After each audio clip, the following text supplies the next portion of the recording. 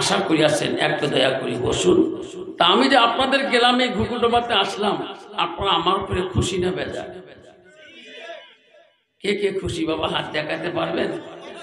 তাহলে খুশি যদি বাবা পিছন থেকে একটু আগে আগে বসি, পিছনে বাবা আগে বসে। যারা খুশি পিছনে অল্প টাইম আগে বসে, পিছনে এ বাবা আগে বসে। মাজমাটা হইতে হবে নবীর সুন্নত তরিকা। অল্প লোক হোক, বসার তরিকাটা হইতে হবে নবীর সুন্নত তরিকা। হ্যাঁ, পিছনে যারা আছেন আগে বসুন, অল্প সময়ের জন্য বসে। হ্যাঁ আসুন, আপনারা বহু আশা করিয়াছেন।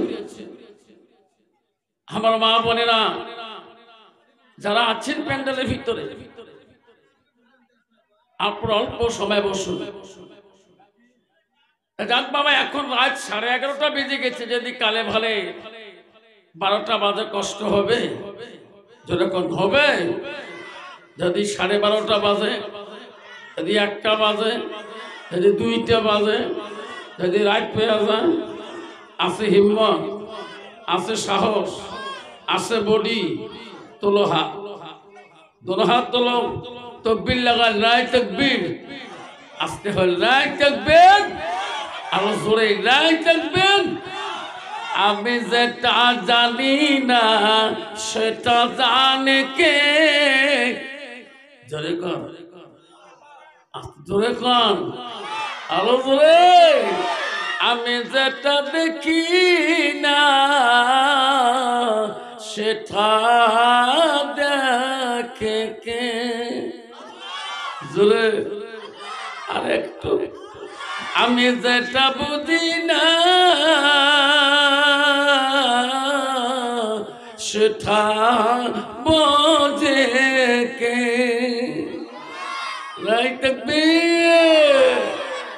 তাহলে বাপ আজকে এই ঘুঘুডোবাতে যুবক সমাজের মেহনতি উদ্যোগে আজকে যে জালিসুর রহমানে আমরা বলছি, আল্লাহ দেখছি কিনা, আল্লাহ জানে কিনা, আমি কোন নিয়তে বলছি আল্লাহ জানে কিনা, আমার অন্তরে কি আছে আল্লাহ জানে কিনা, আমি অন্ধকারে কয় গ্লাস খাই আল্লাহ জানে না, কয় স্লিপ টানি আল্লাহ জানে না, কার বাগানে গুয়ে চোর করি খেয়ে আল্লাহ জানে না, কার পুকুরির মাছ চোর করি খেয়ে আল্লাহ জানে না, কার দোকানে বাকি খেয়ে জীবনে না যে আল্লাহ দেখে না, 2 ফুট আইল 1.5 ইঞ্চি বানাচ্ছি কাঠি কাঠি আল্লাহ দেখে না, আছে না? ওই তোমার কোথাও এই সময় মোড়ে ফোমে চা দিবে।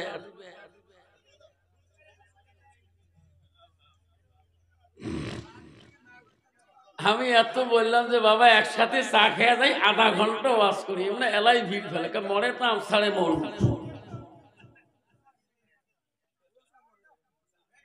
বাবা 1993 সালে আমি যখন প্রগতি মহাবিদ্যালয় কলেজে যাই, আগমনী পার হয়ে দেখবে একটা লেখা আছে প্রগতি মহাবিদ্যালয়। আমি ওই কলেজের স্টুডেন্ট। আগমনী হাই সেকেন্ডারি যখন আমি পরীক্ষা দিতে যাই, আমার প্রিন্সিপাল ছিল জয়নাল আবেদিন সাহেব। আগমনী যখন একটা খাতা নিয়ে যায়, তখন আমার আব্বা আমার একটা সাইকেল কিনে দিয়েছিল, হারকিউলিস সাইকেল, কলেজ যাওয়ার জন্য। তখন একটা খাতা নিয়ে কলেজ যেতে হয়। তখন আমরা জমিনের বড় বড় মাটিলা দিয়ে সাইকেল চলে গেছি, চাষা হয় না, সোজাসুজি মার সাইকেল। এলা জমিনে কোনো আইল দিয়ে সাইকেল চলা যাবে, ধরে কোন যাবে না, এলা জমিনের আইল দিয়ে একটা কুত্তেও যাওয়া বড় কঠিন হয়ে গেছে, ধরে কোন ঠিক না ঠিক? একটা কুত্তেও যদি রাস্তা আইল দিয়ে যায়, তাও চিন্তা করি সে আইল দিয়ে যায়, ঠিক না ঠিক? বাবা আলহামদুলিল্লাহ, আলহামদুলিল্লাহ রাব্বিল আলামিন, ওয়াল আকিবাতুল লিল মুত্তাকিন, ওয়াস সালাতু ওয়াস সালামু আলা রাসূলিল কারীম أما بعد أعوذ بالله من الشيطان الرجيم بسم الله الرحمن الرحيم إن المسلمين والمسلمات والمؤمنين والمؤمنات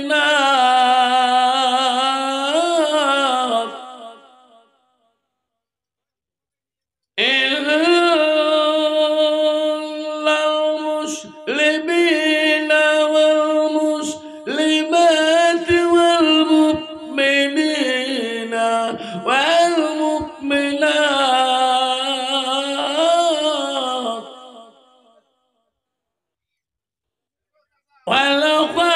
والخالدين والخالدات الصادقين والصادقات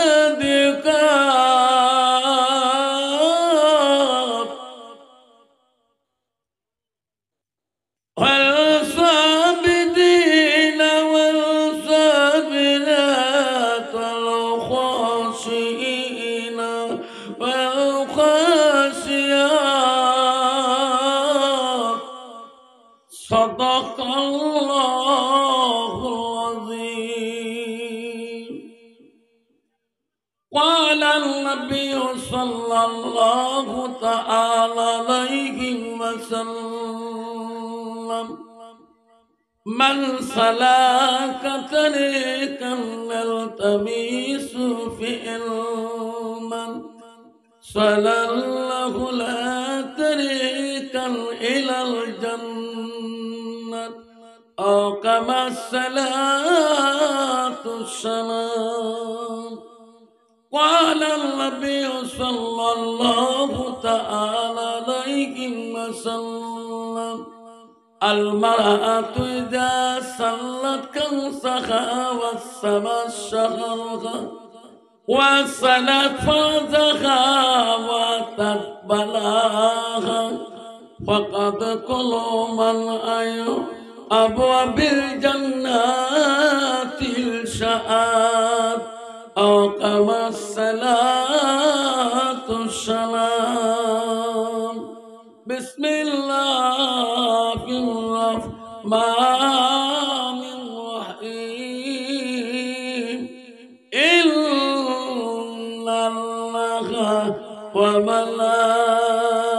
وملائكته يصلون على النبي يا أيها الذين آمنوا صلوا عليه وسلموا تسليما.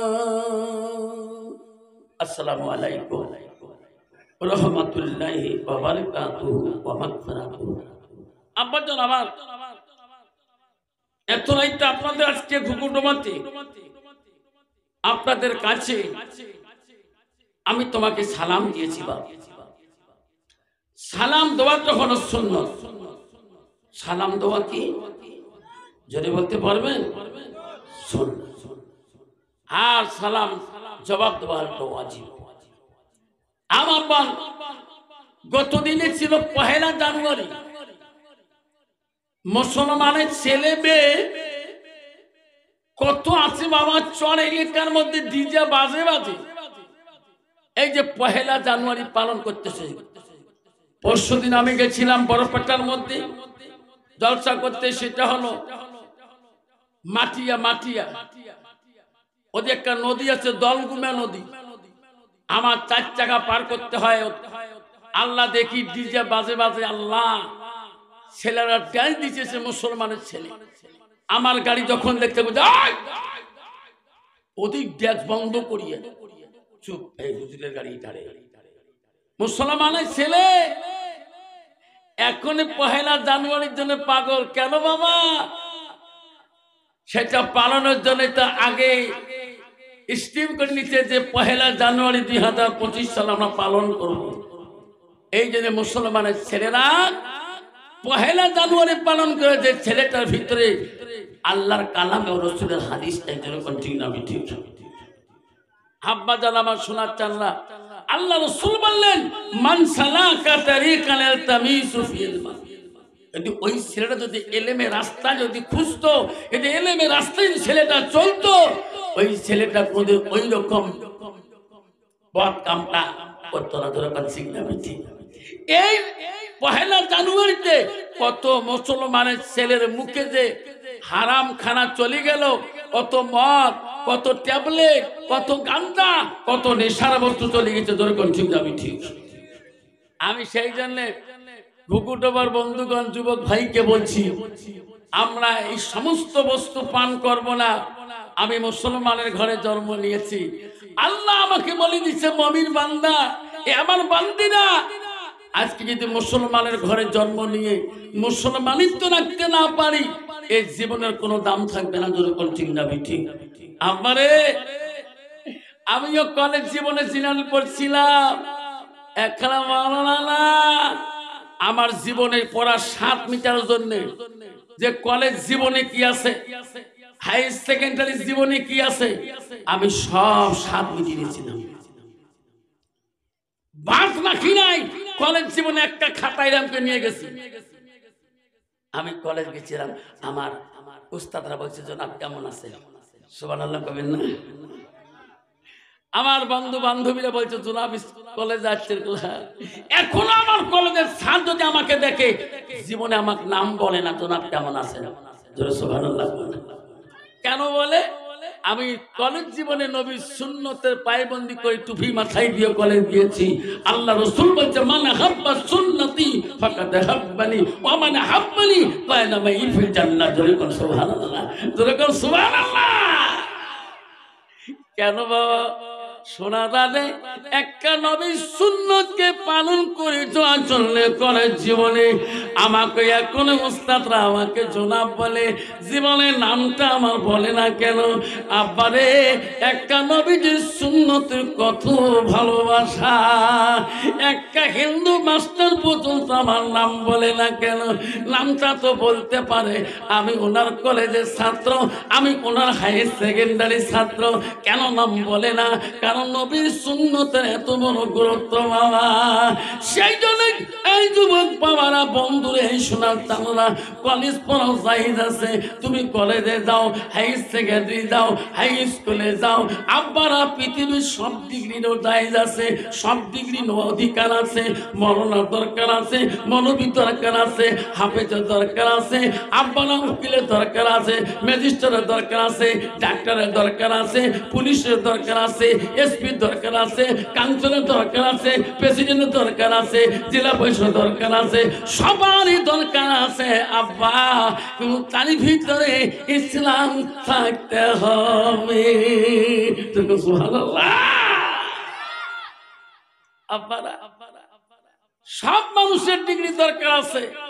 রোগী বেমারি হলে ডাক্তারের কাছে মোল্লা যায় না, তাই না? কেন যায়? উনারও দরকার। মোল্লা সাহেব দেখে ডাক্তার বাবু কাল থেকে পেট ঘটর মটর করে, ডাক্তার মেডিসিন দিতে হবে। আব্বারা শুনে রাখেন, আমার বাড়িটা মনোয়ার ভাই গেছিল, আমার বাড়িটা ভারত সীমান্ত, আমার পাকঘর থেকে বাংলাদেশের মানুষ দেখা যায়। আমি পাকঘরে ভাত খেয়ে বাংলাদেশের মানুষ দেখতে পারি। তারা কত বড় সীমান্ত, আর তো নাই ভারত। আমার ক্যাম্পে বিএসএফ ক্যাম্প আমার বাড়ির সামনে। আমি তো ওই দিন শুক্রবার ছিলেন, তা আমি নামাজ পড়ে কতগুলো ছেলে নিসাবে যাবে, ওই কলেজের ছেলেগুলো নিসাবে যাবে, 3 দিনে যাবে, মেট্রিক দিয়েছে, নিসাবে যাবে। তা আমি শুক্রবার নামাজ পড়ি, বলো হুজুর ছেলেরা নিসাবে যাবে, ছেলেগুলো একটু তশকিল করে দেন, বাইরে করে দিয়ে যাবে। নামাজ পড়ার পরে আমি ছেলেগুলোকে বুঝিয়ে দিলাম যে তোমরা 3টে দিন খাটিয়ে এসো। বাস যাওয়ার পরে একটা লোক ওখানে একটা সাদা পাঞ্জাবি গায়ে দেওয়া আর একটা সাদা লুঙ্গি, লোকটাকে আমি চিনি না, কারণ আমি যখন নামাজ পড়ি বাড়ি দিকে রওনা হলাম, তখন লোকটা বলে হুজুর তোমার বাড়ি কোনটা? আমি মনে করছি লোকটা 78 বগল দিয়ে যায়, দাদা এটা তো ভোটার, আপনি যান কোথায়? এটা তো ভোটার। আফসার ভাই আমি আসবে আজকে 1 মাস হয়ে গেল। আপনার বাড়ি কোথায়? 1 মাস কোথায় থাকেন? ভাই আমি এই ক্যাম্পের সাহেব। সুবহানাল্লাহ। আমাকে বলে আফসার ভাই রে, তোমার এলাকার মানুষ তাহাজ্জুদ নামাজ পড়ে না। সুবহানাল্লাহ কবেন না? কেন? ওই মসজিদ, ওই ক্যাম্পের পাশে মসজিদটা, আমি রাত 11টা-12টায় পরে আমি যখন রাত 4টার পরে মসজিদে দরজা খুলি তাহাজ্জুদ পড়ি, ওই গ্রামের মানুষ কেউ বোঝে না, দরজা বোঝা খোলে না। আফসার ভাই দেখলাম এলাকার মানুষ তাহাজ্জুদ নামাজ গুজারি না।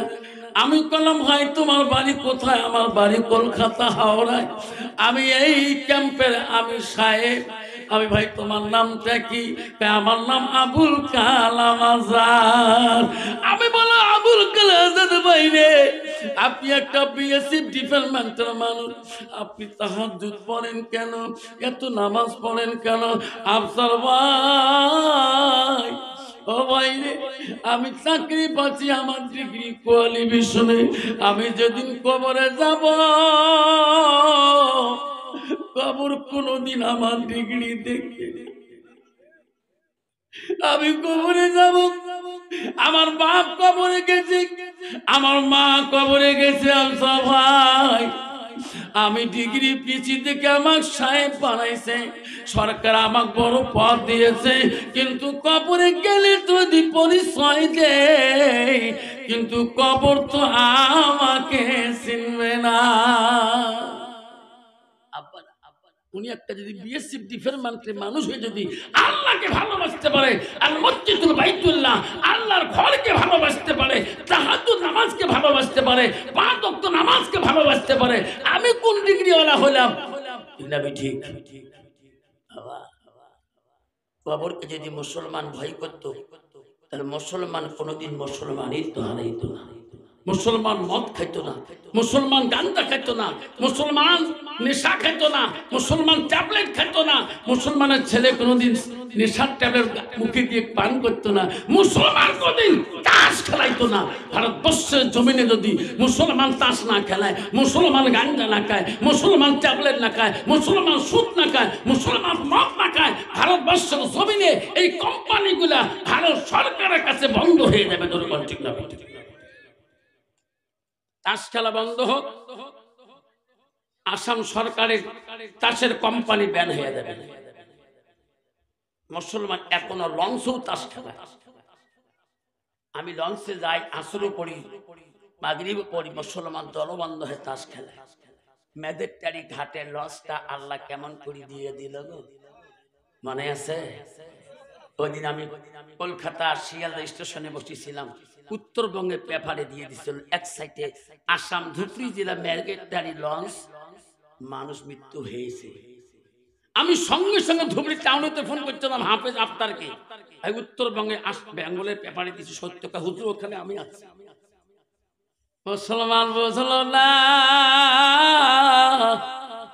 এখনো মুসলমান রে হয়ে লঞ্চের মধ্যে তাস খেলায়, ওই নামের মধ্যে তাস খেলায়।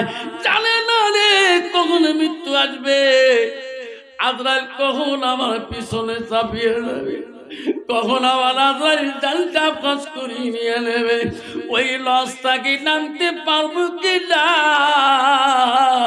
ওই মুসলমান নিতে বলতে পারবে না। তোমারি দুনিয়ায় দুশ্মনী নীলা, সে দেখো রহমান, কাফেরের হাততে নিধন হইতাছে কি করে মুসলমান।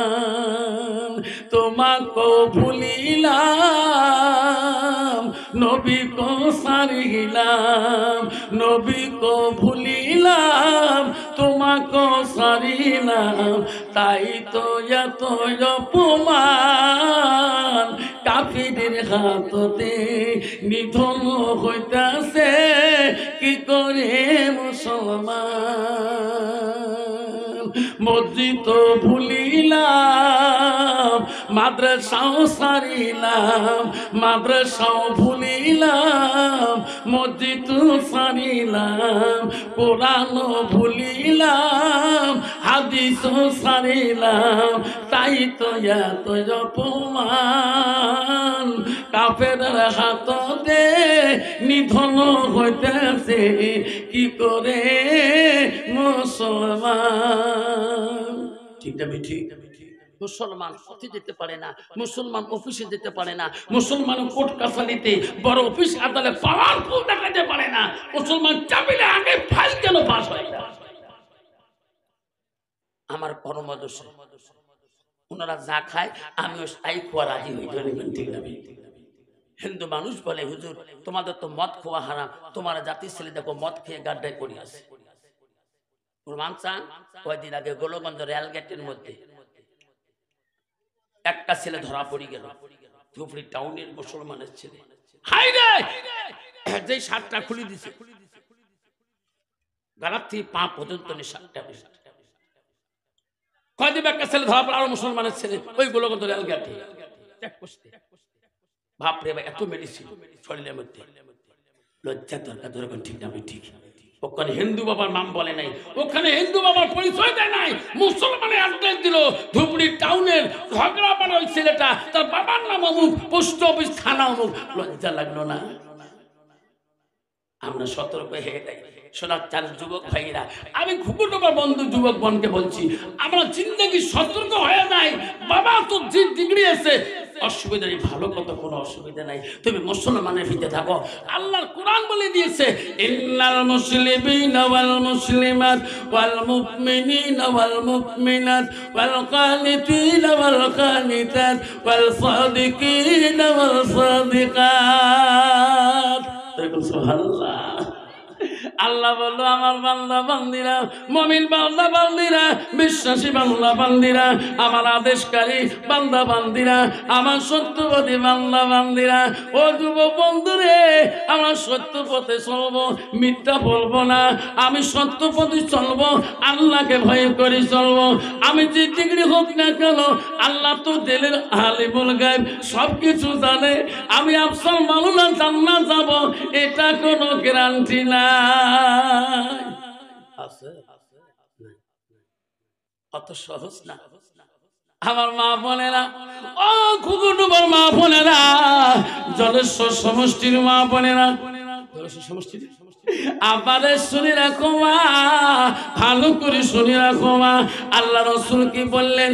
আল্লাহর আতিজা সাল্লাত খামসাহা, আমার রসুল বলো কোন একটা মেয়ে যদি 5 ওয়াক্ত নামাজ পড়ে, ওয়াসামা শাহরুখা, ওই মেয়েটা যদি রমজান মাসে রোজা করে, রসুল বলো আসানাত ফারজাহা, ওই মেয়েটা যদি পর্দায় পুশিদায় থাকে, নিজের চরিত্রটাকে পবিত্রতা রাখে, আমার রসুল বলল ওয়াতার বালাহা, ওই মেয়েটা যদি নিজের স্বামীকে ভালোবাসে, স্বামীকে প্রেম ভালোবাসা দেখায়, আল্লাহ রসুল বলল ফাকাদ খুলু বানায়ো আবু আবিল জান্নাতির সাদ। নবী বলল ওই নারীদের জন্য আল্লাহ 8টা জান্নাতের দরজা খোলা রাখবে।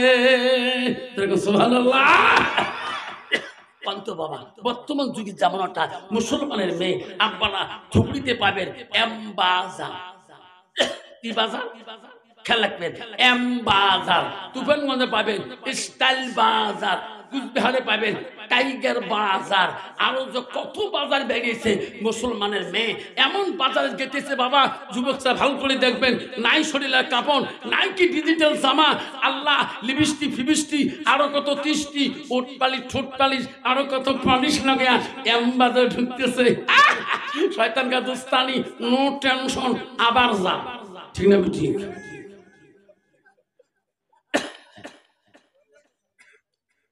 ওই মেয়েটার ভিতরে এলেন থাকতো। আব্বা দেখবেন ধুপড়ি টাউনে দেখবেন বাজার পিছনে লেখা আছে শৌচাঘর, কুচবিহারে লেখা আছে মিনিস্টারের শৌচাঘর, তুফানগঞ্জে বাজারে লেখা আছে শৌচাঘর। ওখানে পেশাব পায়খানার জন্য নেতরা 5 টাকা 10 টাকার জন্য বিনিময় বসে থাকে। ঠিক না? ওখানে কিন্তু যে পুরুষ মানুষ পেশাব করবে তার জায়গাটা হলো ডিজিটাল খারাপ জায়গা, খারাপ বোঝেন তো, খারাপ হবে। আমি যদি যাই আমার কাছে চাচা পায়খানা যাবে না পেশাব, তুমি জানে চাচা তো দাঁড়াবার নয়, চাচার লেট্রিনের যে দরজা প্রসাব করো। কত মুসলমানের ছেলে আছে বাবা ওই যে ডিজিটাল লাইনে যে সিরিয়াল হয়ে গেল, ঠিক না ঠিক বসবে যে বাবা না জি প্যান কিনছে বাবা, তোমার তো এই প্যান নাই রে বাবা, ইসকি প্যান কিনে রে বাবা, প্যান যদি বসবে দাঁত কিনে জানে আছে না, ওই প্যান নিয়ে যদি 5 টাকা দিয়ে দাঁড়ে স্প্রে করে আছে না, স্প্রে জায়গা স্প্রে করলো, আমরা পেশাব করি কত, আমরা 40 কদম বন্ধ বেড়াবেড়ি করে বাবা, ওই ওদিক পেশাব করি স্প্রে করিয়ে ওদিক কল কবজা বন্ধ করিয়ে যেই হাঁটে কত বাবা রজনীগন্ধার স্যান বাহি থাকবে না আমার মুসলমানের ছেলে। এই বাপ ডিগ্রি নিতে পারো বাধা নাই, এমই পড়তে পারো বাধা নাই, বিয়ে পড়তে পারো বাধা নাই, এলএল পড়তে পারো, এমকি পড়তে বিক্ষম পড়তে পারো বাধা নাই, তুমি যে নাপাক অবস্থায় আছো। কখন আজাল আসবে, তুমি কলেজটা কি বাড়ি আসতে পারবি কি না তার কোনো গ্যারান্টি না। বাবা আগে মারা যাবে না, মা আগে মারা যাবে সোনা। কত যুবক কলেজ জীবনে বাজার করতে রে বাবা, ওই গাড়ির তলে বাইকের তলে বাবা রে তেরাকে মাথাটা পিছে যাইতে জেনে শোনা। হয়তো খোদার খেলা ওই তো খোদার নীলা, সকাল বেলা ধনী রে ভাই তুই ফকির সন্ধ্যাবেলা, নদীর পারে ভাঙ্গে উপারে বান্ধে, নদীর পারে ভাঙ্গে ইপারে বান্ধে, ওই তো খোদার খেলা, সকাল বেলার ধনী রে ভাই তুই গরিব সন্ধ্যাবেলা, বাসে কাটিবে খাটে বানাইবে, সেই খাততে তুলিবে 4 জনায় থুইয়া আসিবে তোমার প্রাণ আর তো চাইবে না। ভাই কান্দিবে ভাতিজা কান্দিবে, আপন সত্য কেউ তো সারিবে না। ঘরের বিবি কান্দিয়া মিটাইবে বাসনা, ওই তো খোদার খেলা ওই তো খোদার নীলা। বাবা কত ছেলে বাপকে ছাড়ি কবরে গেছে, বাবার 90 বছর বয়স, আমারও বাবা হাঁটতে পারে না, শেষকে ছেলের জানাজার বাপ কাঁদে আছে না। কত ছেলে বাবার সামনে জানাজা বাপ জানাজারে দাঁড়াইতে পারে না। কদিন আগে আমার এলাকা একটা ছেলে বাইক দিয়ে চলে গেল, বাপ বুড়ে মানুষ, জানাজারে খাড়া করতে পারে না মানুষ, তবু জানাজার অবস্থা বেহুশ হয়ে পড়ে। শোনা তুই জানলি না আমার বাপ আগে যাবে না আমি আগে যাব, এই কথা কার কাছে? আল্লাহর কাছে। কার কাছে? এই কথাটা নিয়ে যুবক তোমরা সমাজে থাকবেন। যুবক যুবক পালনের খবরের চাবিটা আজরাইল কখন আসবে তোর কাছে তুমি নিজেই বলতে পারো। এই ভাবনা চিন্তা নিয়ে তুমি সমাজে থাকবা, আল্লাহ তোকে পূর্ণাঙ্গ মুসলমান করে আল্লাহ কবরে নিবে। জোরে কোন আমিন, জোরে বলেন আমিন। আমার মা বোনেরা, ও ঘুঘুটো মা বোনেরা, ভালো করে শোনো না, আল্লাহ রসুল কি বলো,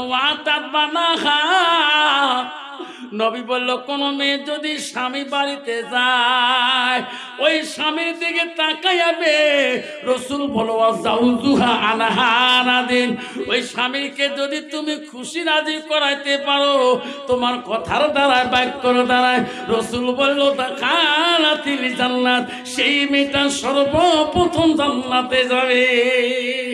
সুবহানাল্লাহ।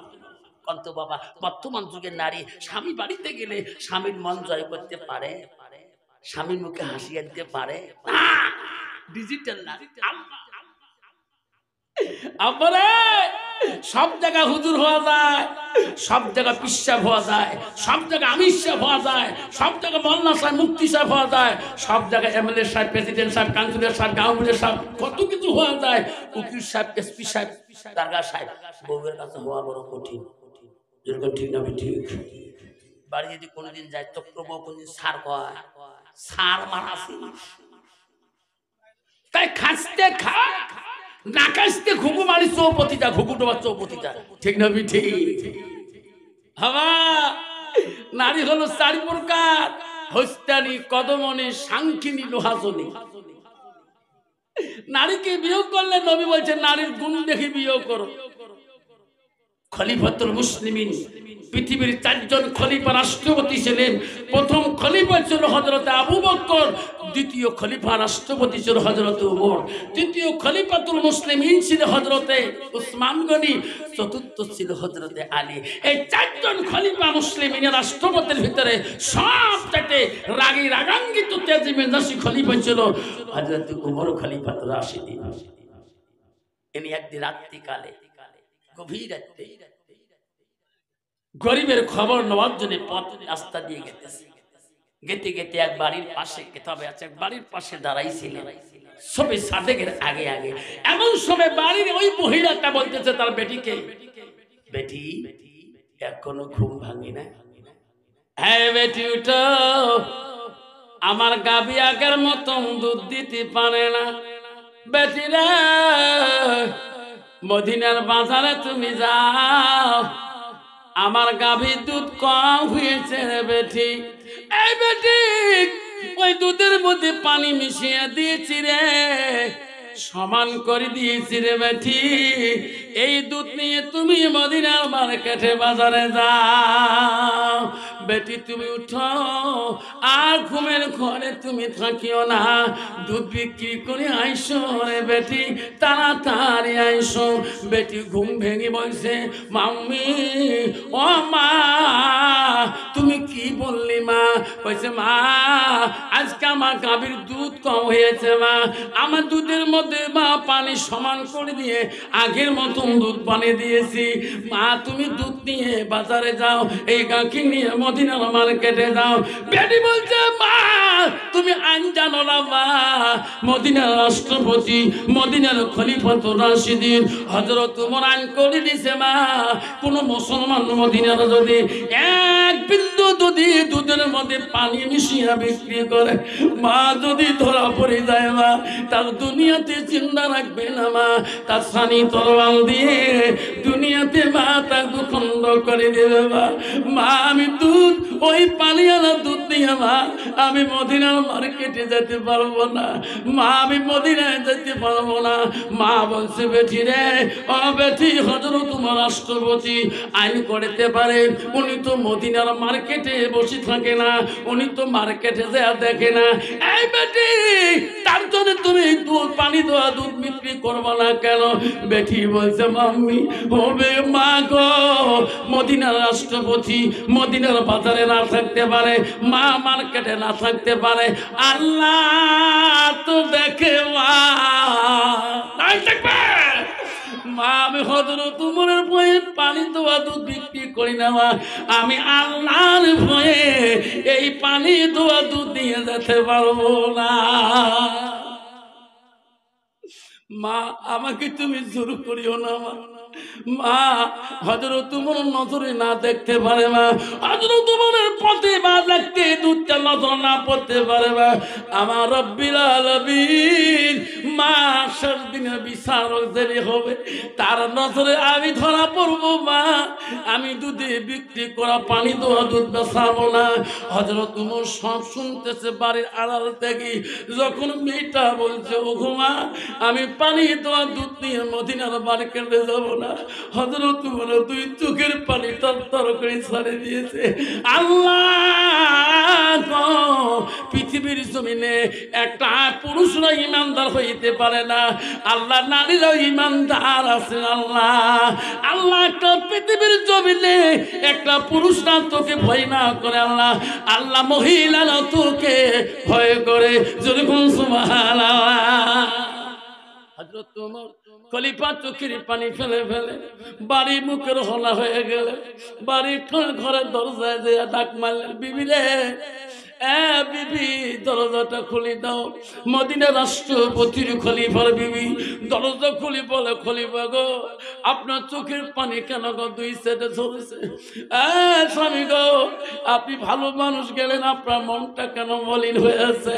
কয়েছে বিবি রে আমার ব্যথা আব্দুল্লাহ কোথায় হুজুর? ওই স্বামী ওই ঘরে ঘুমিয়ে গেছে। বিবি আমার আব্দুল্লাহকে ডাকে দে। হযরত ওমর বড় ব্যথার নাম হলো আব্দুল্লাহ। আব্দুল্লাহ দেখা, আমি আব্দুল্লাহকে দুইটা কথা বলো।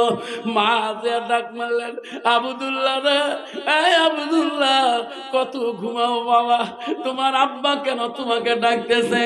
আমার মতন বেটা না, আমার মতন ছেলে না। আব্দুল্লাহ ডাক যেতে যেতে ডাক দিয়ে দৌড়িয়েছে বাবার ঘরের সামনে বললাম, ভাই আব্বা আব্বা আমি হাজির। কেন আব্বা এত রাতে আমাকে ডাকতেছেন?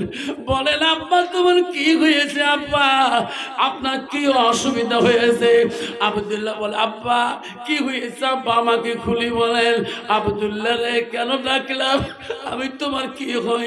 ও আব্বা আপনি আমার কলিজার টুকরা আব্বা হন। আব্বা রে আব্দুল্লাহ আমি যদি কোনো কথা তুমি মানবি কিনা? আব্বা কেন মানবো না? আমি যদি তোমার ছেলে হয়ে তোমার কথা না মানি, আব্বা পৃথিবীতে আমি কার কথা মানবো? আব্দুল্লাহ রে তুমি তাড়াতাড়ি তুমি সুন্নতি বিয়ার পোশাকটা পরিয়ে নাও। বাবা তুমি পোশাক পত্র রেডি করে নাও। কেন আব্বা?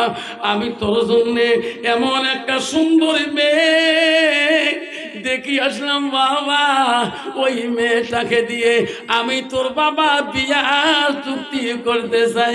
তুমি কেমন খুশি না খুশি? সঙ্গে সঙ্গে আব্দুল্লাহ বলছে, আব্বা তুমি যদি ওই মেয়েটা দিয়ে যদি খুশি হও আমি আব্দুল্লাহ খুশি। সুবহানাল্লাহ। কিন্তু বাবা আজকের যুবক ছেলেরা তো বাবা মা পছন্দ করলে সেই ছেলেটা পছন্দ করবে না। যেরকম ঠিক না ঠিক? আব্দুল্লাহ বলছে, আব্বা আপনি যদি খুশি হন আব্বা আমি কেন খুশি হব? আপনি যেখানে দিবেন আমি সেই জায়গায় বিবাহ বন্ধন করব। আব্বা শোনা চানরা মনে রাখে, মদিনা রাষ্ট্রপতি হযরত ওমর মদিনা থেকে আসা, মদিনা রওজা মুবারক থেকে ফেরার পরে বাড়ি আসছিলেন। আশিখালি ঘরে প্রবেশ করছিলেন, সব ছিঁড়ে আছে। আসার পরে একটা লোক কদিন থেকে ফিরে যায়, লোকটা দেখা পায় না। খলিফা রাষ্ট্রপতি দেখা পায় না। কিন্তু বাবা দেশের জেলে আমার প্রেসিডেন্ট মেম্বার কাউন্সিলর আছে, কিন্তু গরিব মানুষ তখন দেখা পাবে, দেখা দেয় অত সহজ না। ভাই প্রেসিডেন্ট আছে কেন আজি না আইব? কারণ স্যার খুব বিজি আছে, কালে আইব। ঠিক না ঠিক? আর যদি ধনী মানুষ ফোন করছে, হ্যালো স্যার কালি আহিব মেলে বেলে মানুষ হস্ত ইমান নাটক অলপ লাহেকৈ ভিতৰত আহিব। ঠিক না ঠিক? রাষ্ট্রপতি বলছে কে আছে? খলিফার একজন সাথী বলছে, হুজুর এই লোকটা 3 দিন পর্যন্ত আপনার দেখা করতে পারে না, আপনি বাড়ি থাকেন না, ওই লোকটা আসছে ক্লান্ত শরীর নিয়ে আপনার দেখা শরীর দাঁড়িয়ে আছে। হয়তো তোমার বলছে যা ওনাকে বলে দাও আমি কিছুক্ষণের মধ্যে এক্ষুনি দেখা করবো। আস্তে কথি মনে ভালো বাবা পৃথিবীর রাষ্ট্রপতি হিংসা নাই কিনা নাই মনে। আস্তে করে বেরিয়ে আসলেন, আসি ছেলেটার সাথে দেখা করলেন। বলছে বাবা তোর বাড়ি কোথায়, কেন বাসলি, বলো কি সমস্যা হয়েছে তোমার। তখন বলছে ও মদিনার রাষ্ট্রপতি, ও মদিনার খলিফাতুল মুসলিমিন, আমি এক এক করে আমি 3 দিন পর্যন্ত আমি ফিরিয়ে যাই, আমি দেখা পাই না, আপনি বাড়িতে ছিলেন না। ও খলিফা আমার মনে বড় আশা গো, মনে বড় আশা, আপনি বলে গরিবের দরদি, আপনি গরিবকে বলে সহায় করেন, অসহায় মানুষের সামনে দাঁড়ান।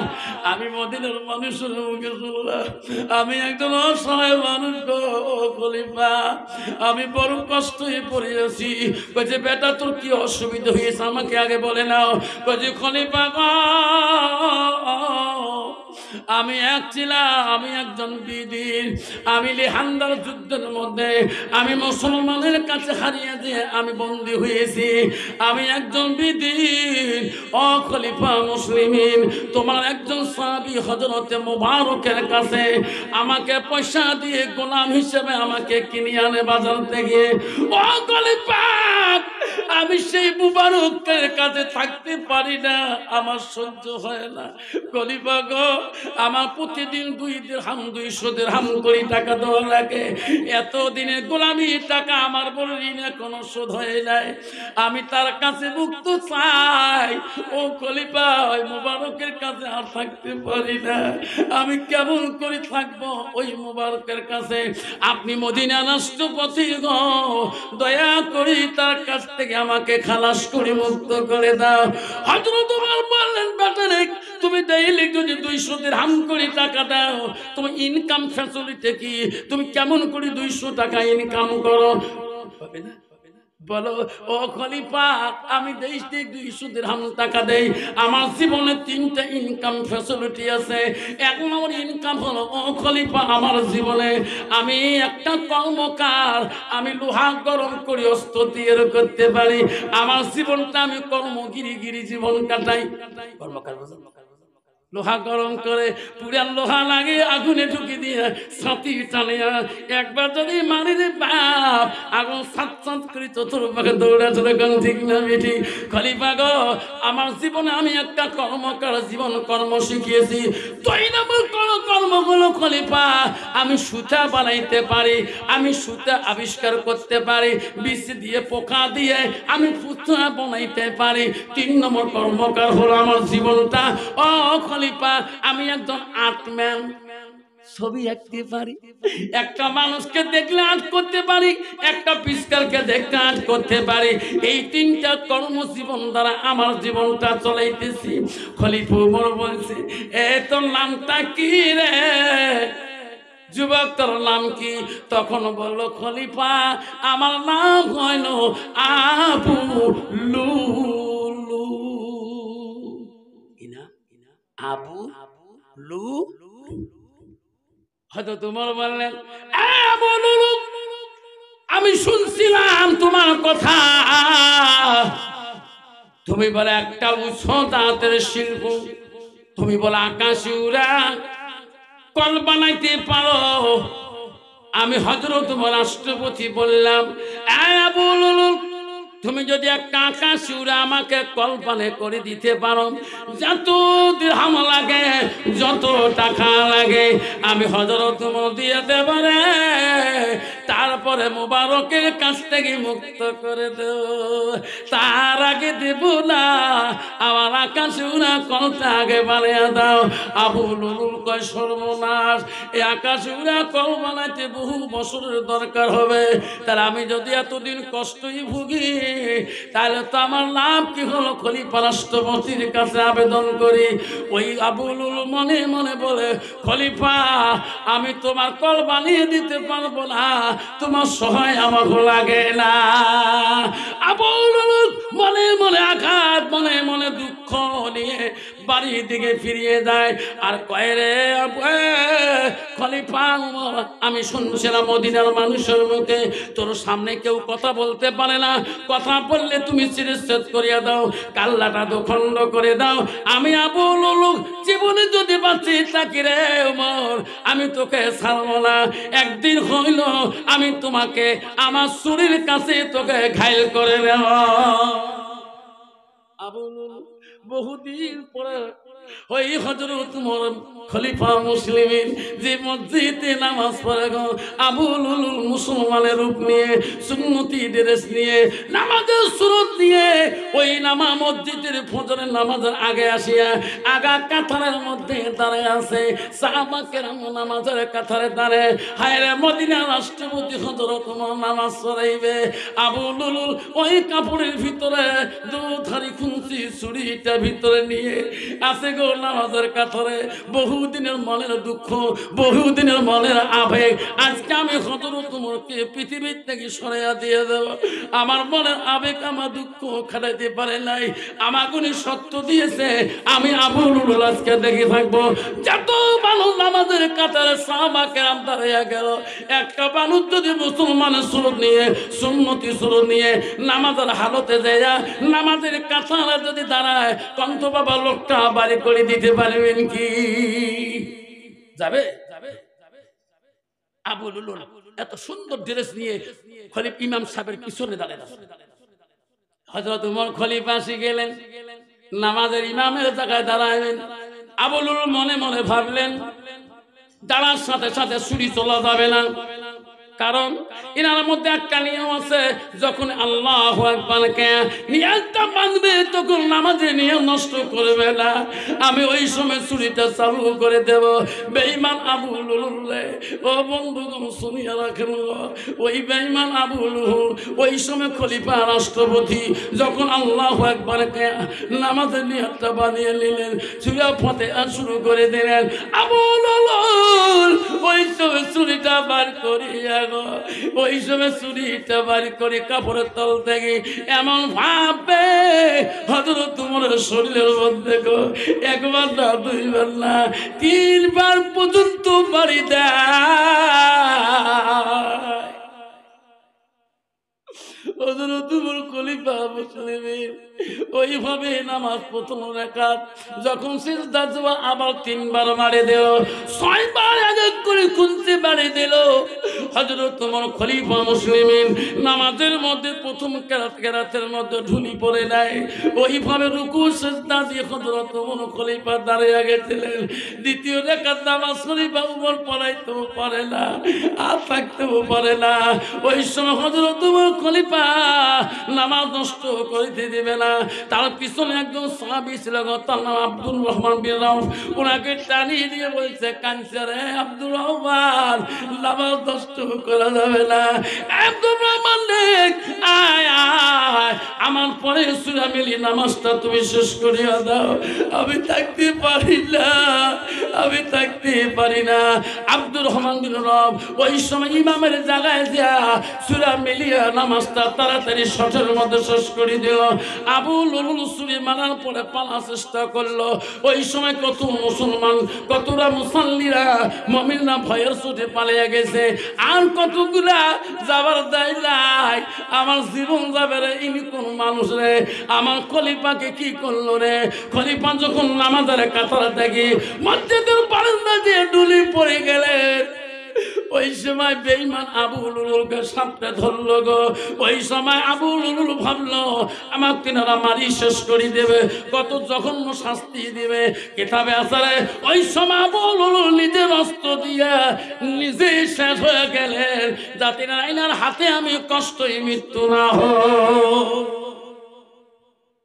নিজে শেষ হয়ে গেল নামাজ ইমাম শেষ করলেন দৌড়ি গেলেন নামাজিরা সাহাবা کرام দৌড়ি যা খলিফা মুসলিমকে দেখে রক্তাক্ত হয়ে চলে সবাই বললেন আর দেরি করা যাবে না বাড়ি দিকে ধরে চলো হযরত উমর খলিফা রাষ্ট্রপতিকে সবাই ঘাড়ে কাঁধে করে নিয়ে কাঁদতে কাঁদতে খলিফা রাষ্ট্রপতির বাড়ি দিকে রওনা হয়ে গেল আব্দুল্লাহ কেমন করে খবর পেয়েছে তার বড় ছেলে আমার আব্বা আজকে বলে মসজিদে দুর্ঘটনা হয়ে গেছে আব্দুল্লাহ বাড়ি থেকে দৌড় মারতেছে বাড়ি থেকে আব্দুল্লাহ দেখতেছে মানুষের ঘাড়ে সাহাবাদের ঘাড়ে আমার আব্বা আসতেছে আব্দুল্লাহ দৌড়ে গেলে আমার আব্বাকে কে গো আজকে মদিনার জমিনে আমার আব্বা আঘাত করে ওরা পৃথিবীতে কেউ নাই আব্দুল্লাহ দৌড়ে গেছিলেন যে আব্বা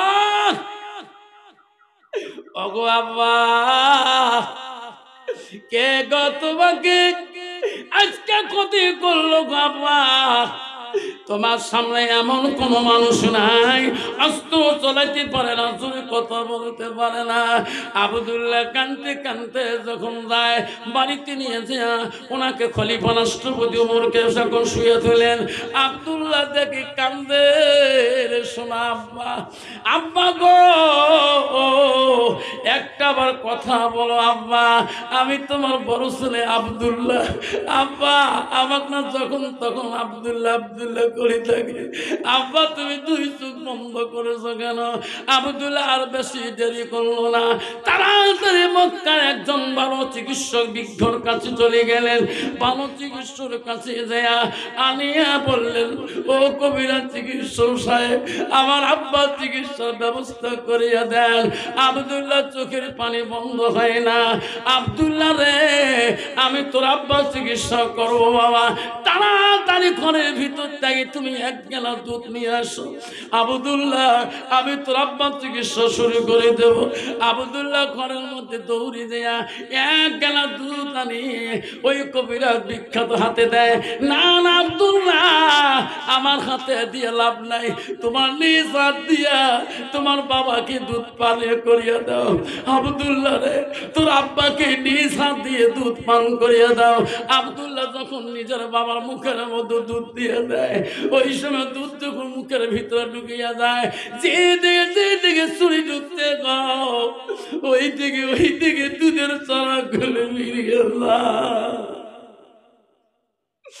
কবিরাজকে বিখ্যাত ডাক্তার বলছে, আব্দুল্লাহ রে বাবা, আমি তোর আব্বা চিকিৎসা করতে পারবো না বাবা, আমার দ্বারা তোর আব্বা সুস্থ হবে না, আমি চলে গেলাম। আব্দুল্লাহ আব্দুল্লাহ রে, কি বেটা রে, কি কান্দ রে। আব্দুল্লাহ পাগলার মতন হয়ে গেল। আব্দুল্লাহ খবর পেয়েছে মদিনায় একদম বিখ্যাত চিকিৎসক আছে। আব্দুল্লাহ কাঁদতে কাঁদতে মদিনার বিখ্যাত চিকিৎসকের বাড়ি থেকে পৌঁছে গেলেন। আব্দুল্লাহ যে কান্দে, মদিনার বিখ্যাত চিকিৎসক বলো, বাবা এই বেটা তুই কাঁদছিস কে, তুই কান্দ কেন, তুমি কে? কইছে আমি রাষ্ট্রপতি ছেলে, আমার নাম আব্দুল্লাহ, আমার বাবা হযরত ওমর।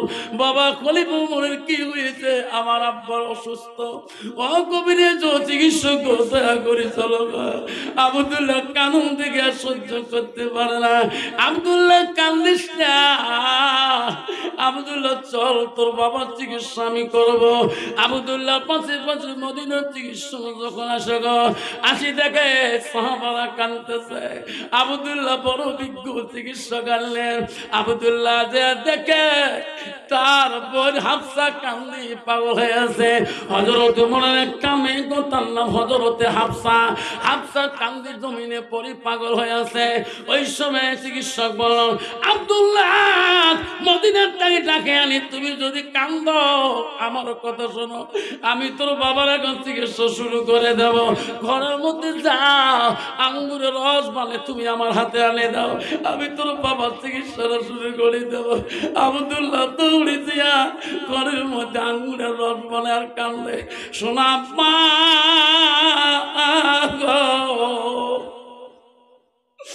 দুধ পান করে দিলাম, একটা চোখ মেলি দেখলাম না,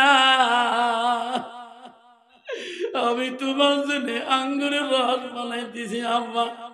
আব্দুল্লাহ আঙ্গুরের রস মানে আনি সামনে দাঁড়াইল। প্রখ্যাত কবিরাজ চিকিৎসা বলো, আব্দুল্লাহ রে তোমার বাবার মুখে আঙ্গুরের রসটা তুমি খোয়া দাও। আব্দুল্লাহ আঙ্গুরের রস মুখে দিয়ে দেয় আর কান্দে। ওরে শোনা আব্বা, তুমি আঙ্গুরের রস কেন খাওয়া না?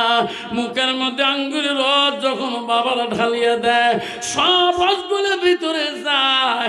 যেদিকে ছুরি লাগছে গো, ছুরি বেরিয়ে গেছে গো, সেই দিকে আঙ্গুরের রসগুলো বেরিয়ে যায়। মদিনার চিকিৎসক বলে, আব্দুল্লাহ আমি পারলাম না তোমার বাবার চিকিৎসা। বাবারে এত দূর থেকে আমি আসলাম, আমার ভাগ্য হলো না, তোমার আব্বার আমার দ্বারা চিকিৎসা হবে না। বন্ধুগণ, আব্দুল্লাহ ঢুলে পড়ে যায় গো। আমার আব্বার জন্য এত কষ্ট করলাম, আমার আব্বাকে কেউ সুস্থ করে দিতে পারে না। আজকে সমাজে কত আব্বা আছে গো, বিছনায় যদি পড়ে থাকে গো, একটা ট্যাবলেট দেনওয়ালা সন্তান মেলে না। কত মা আছে রে, মা বিছনায় যদি পড়ে থাকে একটা আঙ্গুরের রস পর্যন্ত মা খাইতে পারে না। আল্লাহ নবীর কাছে আব্দুল ইবনে মাসউদ হইতে হাদিসটা বর্ণিত আছে, আল্লাহ নবীকে প্রশ্ন করছে, কালা নবী সাল্লাল্লাহু আলাইহি ওয়াসাল্লাম আইয়ামা ইহাব্বু ইলাল্লাহু তাআলা, নবী গো আল্লাহর কাছে সবচেয়ে ভালো আমলটা কি? নবী বলো কালা সালাতু আলা ওয়াক্তিহা। ওগো নবী, নামাজটা ভালো যদি হয় তারপরে কোন আমল আছে নাকি? নবী বলেছে কালা বিদ্যুল ওয়ালিদাইনা, মা বাবার সঙ্গে সৎ ব্যবহার করাটা আল্লাহর কাছে সবচেয়ে বড় আমল। 90% যুবক আসলে সময় বিবি করার পরে ওই বিবির অধীনে চলে গো বুড়ে বাপটাকে। যদি একটুকু বাবা ঠান্ডার দিনে একটু জুতিয়া লাগে, বুড়ে বাপটা যদি একটা মাথার মধ্যে টুপি লাগে, বাবা একটা চাদর লাগে, ওই মাটা পায়ে চোখ পড়লাই মা খালি পায়ে রাস্তায় চলে গো। তোর বিবির জন্য এত কিছু হয়, তোর ছেলেমেয়ের জন্য এত কিছু হয়। আল্লাহ বলো বান্দা আল্লাহ লিয়াবুদু, আমার ইবাদতের পরে, আমার ইবাদতের পরে ওয়াবিল ওয়ালিদাইনি ইহসানান, তুমি তোমার মা বাবার সঙ্গে তুমি সৎ আচরণ করো, সৎ ব্যবহার করো। জান্নাত অত সহজ, অত সহজ জান্নাত বাবা। জান্নাত কোথায়? তুই এখন নিজের মাটা একটা ট্যাবলেট কিনে দিবে পাশে, একটা বাপটা একটা 100 গ্রাম তুমি আঙ্গুর কিনে দিতে পারো না। মা তো দুধের জন্য পাগল, বাপ তো দুধের জন্য পাগল, তুমি 1 লিটার দুধ খাওয়াইতে পারো না। আর বিবির জন্য নতুন বছরে 2025 সালের দিন দামি শাড়ি আমি দিতে পারো, যখন ঠিক না ঠিক 2025 সালে নতুন বছর মার্কেট করে বেটির জন্য, জামার জন্য, বউয়ের জন্য, বাবার জন্য, মার জন্য মার্কেট হয় না, ঠিক না ঠিক? জান্নাত অত সহজ না। দৌড়ি যায় মা, বারবার যায় ছেলের কাছে, বারবার যায়। ছেলে বলছে মা আমার রুমে আসো, যাও, কথা বলো না কেন? মা বলছে বাবা তুই বড় অফিসার মানুষ, বা তোর রুমে সবসময় মানুষ থাকে বাবা, আমি যে কথা বলবো তুমি যদি রাগ করো, আছে না? আই বুড়ি এখানে ডিসিপ্লিন বোঝো না বাবা, আমাকে ভয় লাগে। ছেলে বড় আখিলি, বড় বুদ্ধিমান, বলছে মা আমাকে খুলি বলো মা। মানুষ এসে এসে মা তোর থেকে তো মানুষ দাবি না মা, তুমি বলো, কালী পুঁজি মারি যাও, আমার রুমে দেখি যাও, মানুষ আমার কাছে থাকবে মা, তুমি আসবা, আমি মানুষকে বলে দেবো এটা আমার মা হয়। বলছে বাবা তুমি রাগ করবি না তো? কয় না, আমি এইবার আসলাম। বাবারে তুই ছোটকালে তোর আব্বা হারাইছো, তুমি তোমার আব্বার আদর ভালোবাসা পাও নাই। আমার জীবনে তোর ভালোবাসায় আমি দ্বিতীয় বিবাহ বুঝি নাই, আমার ছেলেকে কষ্ট দেব না। তোমার আব্বা যতটুকু সম্পত্তি ছেড়ে গেছে সব সম্পত্তি বিলীন করে দিয়ে তোমাকে লেখাপড়া করে দিয়ে আব্বা তো বড় চাকরি নিয়ে দিয়েছি। এতদিন পর্যন্ত তোমাকে রান্না বাড়া করি খোয়াইলাম আব্বা, আর আমি এই বুড়ে বয়সে তোকে রান্না বাড়া করি, তোর বন্ধু বান্ধবকে আমি এই জোগাড় দিতে পারি না। আমি একটা সুন্দর মেয়ে দেখি যাচ্ছি বাবা, ওই মেয়েটাকে বিয়ে করবা কি? ছেলে চমকে উঠছে, মা তুমি যদি পছন্দ করো মা আমি না কথা বলবো না মা। মা তুমি এখন চুক্তিপত্র করো, বিয়ের তেমন মহনা চুক্তি করো। ছেলের কথা শুনিয়ে মা দিলেন, মা বিয়ে প্রস্তাব করে দেন, মহনা বান্ধি মেয়ে বাড়িতে আনলেন। ছেলে বড় খুশি হয়ে গেলেন, রে আমার মার পছন্দ নিয়মে রে আমি পছন্দ করব। হইলে বড় অফিসার মানুষ, বাড়ি অফিস যাওয়ার সময় সকালবেলা বিবির গায়ে হাত দিয়ে বলে, বিবি রে ও বিবি তুমি আছো শুধু আমার মার ভালোবাসায়, আমার মাকে যদি তুমি ভালোবাসা দিতে পারো আমি বড় খুশি হব রে বিবি। তুমি যদি আমার মাকে আদর করো আমি তোমাকে আদর করো। বিবি রে আমি যখন অফিসে যাব আমার মাটাকে তুমি যত্ন করবা। আমার মা নামাজি, আমার মা পরহেজগারি, আমার মা কোরআন তেলাওয়াত করে, আমার মা তাহাজ্জুদ গুজারি। বিবি রে আমি অফিস গেলে মার উজুর পানিটা দিও, মার গোসলের পানিটা জোগাড় করে দিও। বিবি আমার মা যদি তোর কথা খুশি হয়ে যায় আমি অফিস থেকে খুশি হয়ে যাবো। বাড়ি আসি রে বিবি তো 2 গুণ বেশি আদর করবো। জোরে কোন সুবহানাল্লাহ। অফিস যখন চলে যায় বেঈমান বউ টিভি রুমে বসিয়ে যায়। যখন আজান শুরু হয়ে গেছে আল্লাহু আকবার, আল্লাহু আকবার। শ্বশুর কালে না মোত্তাকিন পরহেজগারি মেয়ের কালে যখন আজানে আওয়াজ হবে ওই মেয়ে টান সইতে পারবে না। বলছে বউ শব্দ কিসের মা? ঘরো এলাও টিভি দেখো, নামাজের টাইম হয়েছে মা, মুয়াজ্জিন আজান ফুঁকেছে মা, টিভিটা বন্ধ করো। এটা তোমার বাপের বাড়ির টিভি নয় তো, এটা আমার বাপ দিয়েছে, আপনার নামাজ আপনি পড়ি না। কইছে বৌমা এই তোমার পরকালে ভয় নাই, তোমার কবর ভয় নাই, কেমন পাপ করেছো নাকি? আপনি বুড়া মানুষ কম পাপ করেছে নাকি? শ্বশুর করি কোন বউ এলাম রে, এই তো বেটা দেখি আনি নাই, ঠিক না বেটি? এটা তো আমি দেখি আনছি। তার বউ শ্বশুর করে পাওয়ার দেখাছে জহরে নামাজ পড়ে নিয়েছে, তুই বউ তো সিরিয়াল বসিয়েছে, সিরিয়াল চলছে, আবার আসরে আজান শুরু হয়ে গেছে। আল্লাহু আকবার, আল্লাহু আকবার। বৌমা এটাও বন্ধ করেন নাই? ইসবারে তোমার ভয় নাই? জহরের নামাজ নিয়ে বলছেন সিরিয়াল, এরাও সিরিয়াল চলছে, যাই পড়ি, বেশি প্যাস প্যাস না করিব। বউ পেশামিস কর, শিক্ষিত বউ প্যাস প্যাস না করিব। লাস্টে কইছে বুড়ি, বুড়ি কইছে মা, মা স্বামী দূরে ব্যবসা বাণিজ্য করলে, দূরে চাকরি করলে মা স্বামীর জন্য দোয়া করতে হয়, আল্লাহ খুশি হয়ে যাবে, বালা মুসিবত স্বামীকে দিবে না, মুসিবত আল্লাহ ফেলাবে না। আপনি বুড়ে মানুষ বেশি কথা কইছে জানে, আজ মো সিরিয়ালটা ভালো না লাগে হক করিয়ে কেবলের টিভি কেবল সিঁড়ি ফেলে দেখেছে বুড়ি। আমি জানি তোর বেটা তোকে অত্যন্ত ভালোবাসে, আজকে তোর বেটার সাথে এমন লড়াই বাজে দিন জিন্দেগি তোর বেটা তোর মুখের দিকে তাকাইবে না। বুড়িমা ঘরে যখন গেলে কেবল তার সিঁড়ি ফেলে দিয়ে বৌমা যা ঘরে দরজা বন্ধ করে বাইরে লাইট অফ করে দিয়ে ঘুমিয়ে পড়লো। এমন সময় স্বামী অফিসের বাড়িতে আসলেন, আসি বলছে বিবি রে, বিবি দরজা খোলো, দেখো কত মাছ কত মাংস নিয়ে যাচ্ছি, বিবি রান্না করো, আমার মা খাবে, আমি খাবো, তুমি খাবা। বিবি দরজা খোলে না। আয় বিবি আছে দেখো কত সবজি কত রকম ফল পাগল, বিবি রে আমি খাবো, আমার মা খাবে, তুমি খাবা, দরজা খুলি দাও। বিবি খোলে না, আবার চিক্কু দিয়ে বলছে এই বিবি তুমি সন্ধ্যাতে তুমি বাইরে লাইট অফ করছো কেন, ঘরের লাইট অফ করছো কেন? বিবি ডাক করি দরজা খুলি দিয়ে ঘরের লাইট অন করে দিয়ে বাইরে লাইট অন করে দিয়ে দৌড়ি দিয়া টেবিলের কাছে একটা খাতা একটা কলম আনি বলল, স্বামী গো কেন দরজা খুলি নাই, তাড়াতাড়ি লিখিয়ে দাও। কি লাগবো? আর স্বামী 3 তালাকে বান করে দাও, তালাক নামাটা লিখিয়ে দাও। স্বামী আমি তাড়াতাড়ি বাবার বাড়িতে চলে যাবো। স্বামী বলছে পাগলি তোমাকে আমি কোন দুঃখে তালাক নামা লিখে দেয়? স্বামী গো কেন দরজা করলাম না? আপনি জানেন না, আপনি অফিস যাওয়ার পরে পরে তোমার মার মারপিট হয়, তোমার মা আমাকে মারে, তোমার মা আমার দায়িত্ব লিগাল পরে আমার বংশের দিকে হাত পায়। ও স্বামী গো আমাকে তালাক নামা দাও, আমি তোমার মার জ্বালা যন্ত্রণা সহ্য করতে পারি না। ও স্বামী আমি আমার বাবার একটা মেয়ে গো কোটি টাকা দিয়ে বিয়ে দিতে পারে, আরো 10 কোটি বাবা খরচ করতে পারবে, তবু তোমার মা জ্বালা সহ্য করতে পারি না। লাস্টে স্বামী বলছে বিবি রে, ও বিবি এই আমার মা তো তোকে পছন্দ করে নিয়ে আসছে, আই বিবি সত্যি যদি মা না কোথায় থাকে আমি খালি মার কাছে শুনিয়ে আমি এখন এই 3 তালাকের বাইন সার্টিফিকেট দিয়ে দেবো, তুই 5টা মিনিট দাঁড়াও। হ্যাঁ বিবি তোকে তালাক নামা লিখে দেওয়া হবে, তুমি রাগ করিও না, আমাকে মার ঘরের মধ্যে যে শুনতে দাও। না না তোমার মার ঘরে যেতে দেবো না, আমাকে তালাক নামা নিয়ে দিয়ে দাও। ও স্বামী গো তোমার মার রুমে গেলে আমি তোমাকে যাইতে দেবো না।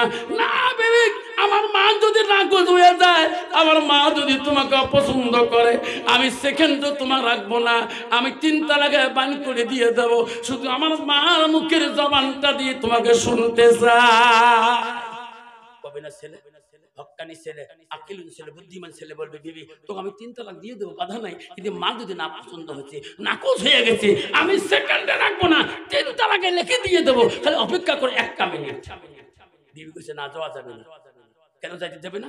বিবি সব করে স্বামীর কাছে সন্দুকের চাবিটা কাড়ি নিয়ে বাবার দেওয়া যৌতুক, কানের সোনা, হাতের সোনা, গালার সোনা, যত গয়না মণিমুখ যত আছে সব কিছু টোপলা নিয়ে বললো স্বামী চলে গেলাম। ওই বিবি দাঁড়াও, তোকে আমি তালাক নামায় দিয়ে লিখে নিয়ে যাও। এত রাতে তুমি যাও, বাধা নাই, তোমার বাবার যৌতুক তুমি নিচ্ছ, আমার বাধা নাই, আমি বাধা করতে পারবো না, তুমি 1 মিনিট দাঁড়াও, আমি মার মুখে শুনি। বিবি ঘরের বারান্দায় দাঁড়ালো, ঘরের বাইরে গেটে দাঁড়ালো, বলছে ঠিক আছে শোনেন তোমার মার কাছে। মা মারে, ও মা কেন মা তুই নারাজ হলি? মা মা তুই না নিজে পছন্দ করেছো মা, মা অল্পতে ঘুম ধরে গেছে, মা তাহাজ্জুদ গুজারি মেয়ে, তাহাজ্জুদ গুজারি মা সারা রাত জাগে জাগে তাহাজ্জুদ নামাজ পড়ে। মা কিছু খায় নাই, হায় রে বউ তো জোর করে তো বলে না। মা দুই ডাক শোনে নাই, তিন ডাকের বেলা মা চমকি উঠছে রে, আব্বা ডাকায় কে রে? মা বিছনার থেকে লাফ দিয়ে ঝাঁপ দিয়ে ঘরের দরজা খুলে দিচ্ছে। মানি কে শোনা কলিজা তুমি কান্দো বাবা? এই মা কান্দিস কেন? তোর আব্বা মারার পরে তোকে আমি চোখের পানি ফেলে দিতেই নেই। আমি তোর জন্য কত জীবনে কষ্ট করেছি বাপ। আমি জমি বিক্রি করে তোকে চাকরি নিয়ে দিলাম, আব্বা সুন্দর বৌমা আনি দিলাম, সুখের জীবনে তুমি কান্দো কেন? বাপ বৌমা তো অপমান করলো নাকি না কোনো বিজ্জতি করলো? আব্বারে আমি মা থাকতে তোর বউ তোর অন্যায় করতে দেব না। বল বল, কান্দিস না বাবা, কান্দিস না। বেটার গালা ধরে মা সব কিছু বুঝে পা। তখন বেটা বলে, মা তোর বউ আমাকে অন্যায় করে নেই মা, গালি গালা দেয় নাই মা। মা মা তোর বউ কেন আজকে 3 তালাক নাকি চায়, তালাক নামা কেন চায়? মা আমি অফিস যাওয়ার পরে পরে তোর বউকে মারপিট করো, আমার শ্বশুর বাড়ির জাত বংশ জাত তলি গালি পড়ো। মা কেন মা তোর পছন্দ না হয়? এই যে মা 3 তালাকের বাইন সই করিয়ে দেয়। মা বলছে, বাবা তওবা তওবা, তালাক দিস না বাবা, বাবা তালাকের কথা মুখে নিও না বাবা, পাপ হয়ে যাবে। আমার এত সুন্দর বউ, তুমি কেন দুঃখে তালাক দাও? মা গো, তাহলে তোমার বলতো না তোমাকে, তোমার কথা কেন কয়? তুমি বলে গালি পড়ো, মারপিট করো, তুমি বলে যা যা ভাষা বলো। মা তুমি যদি নাকচ মনে হয় তালাক দিয়ে দেয়। না বাবা, আমি বউ তো গালি পারি নাই, আমি অন্যায় কথা বলি নাই। মা আমি না বউকে আম্মা করি নাকি? এলে মিথ্যা কথা। বেটা বলছে না, এত সুন্দর কথা বললে কোনোদিন বউ তালাক নামা চাইতে পারে না। সত্যি করে বল মা, মা কথা গোপন করে রাখিস না। নাকচ যদি হচ্ছে মামা করি বলবা। মা করছে, না বাবা আমার নাকচ না, আমার পছন্দ না। মা তাহলে তোর বউ এত কষ্ট করি আজকে কয়েকদিনের জন্য সংসার করি, সোনা গয়না নিয়ে সব দেয়া রেডি হয়ে গেছে। লাস্টে বলে, বাবা আমার কথা আজকে বিশ্বাস হয় না কেন? না না মা সত্যি করে বলো। লাস্টে ছেলে বেঈমান বলল, রে আজকে এত সুন্দর বউ যদি চলে যায়, আই রে আজকে আমার শ্বশুর বড় চাকরি করে, আমার শ্বশুর হলো ডিরেক্টর অফিসার, আমার শ্বশুরের হাতে আমার চাকরির অ্যাপয়েন্টমেন্ট লেটার হয়ে যায়। এই বউ যদি চলে যায়, কালকে আমার চাকরির থেকে সাসপেন্ড হয়ে যাবে, আমার সংসার চলে যাবে, আমার চাকরিও চলে যাবে, সুন্দর বউ চলে যাবে। তবু মা সত্যি কথা কেন খুলি বলে না? মা সত্যি করে বল, মা সত্যি করে বল। মা কান্দি পাগল হয়ে যায়, মা চোখের পানি বিশ্বাস ওই দিন হয় না। লাস্টে অফিসার মনে করলো, রে এই বেঈমান বুড়ির জন্য এত সংসারটা নষ্ট হয়ে যায়। মা বড় বুড়ে মানুষ, হাঁটতে পারে না, লড়তে পারে না, লাঠি একটা ঠোকা দিয়ে বাইরে যায় উজু করতে, খানার ঘরে খানা খাইতে লাঠি ব্যালেন্স দিয়ে যায়, ওই লাঠিটা বুড়ি শীতানে তুই ঘুমিয়ে যায়। অফিসার দেখলো শীতানে লাঠিটা খাড়া করা, মনে করলো মা যখন সত্য কথা বলে না, এই বুড়ি শাস্তি না দেওয়া পর্যন্ত মার জবান দিয়ে কথা আসবে না। মার শীতানের লাঠিটা তুলি নিয়া এমন জোরে মার শরীরে ডান শুরু করি। মা বলছে, মালিক মানিস না রে মা,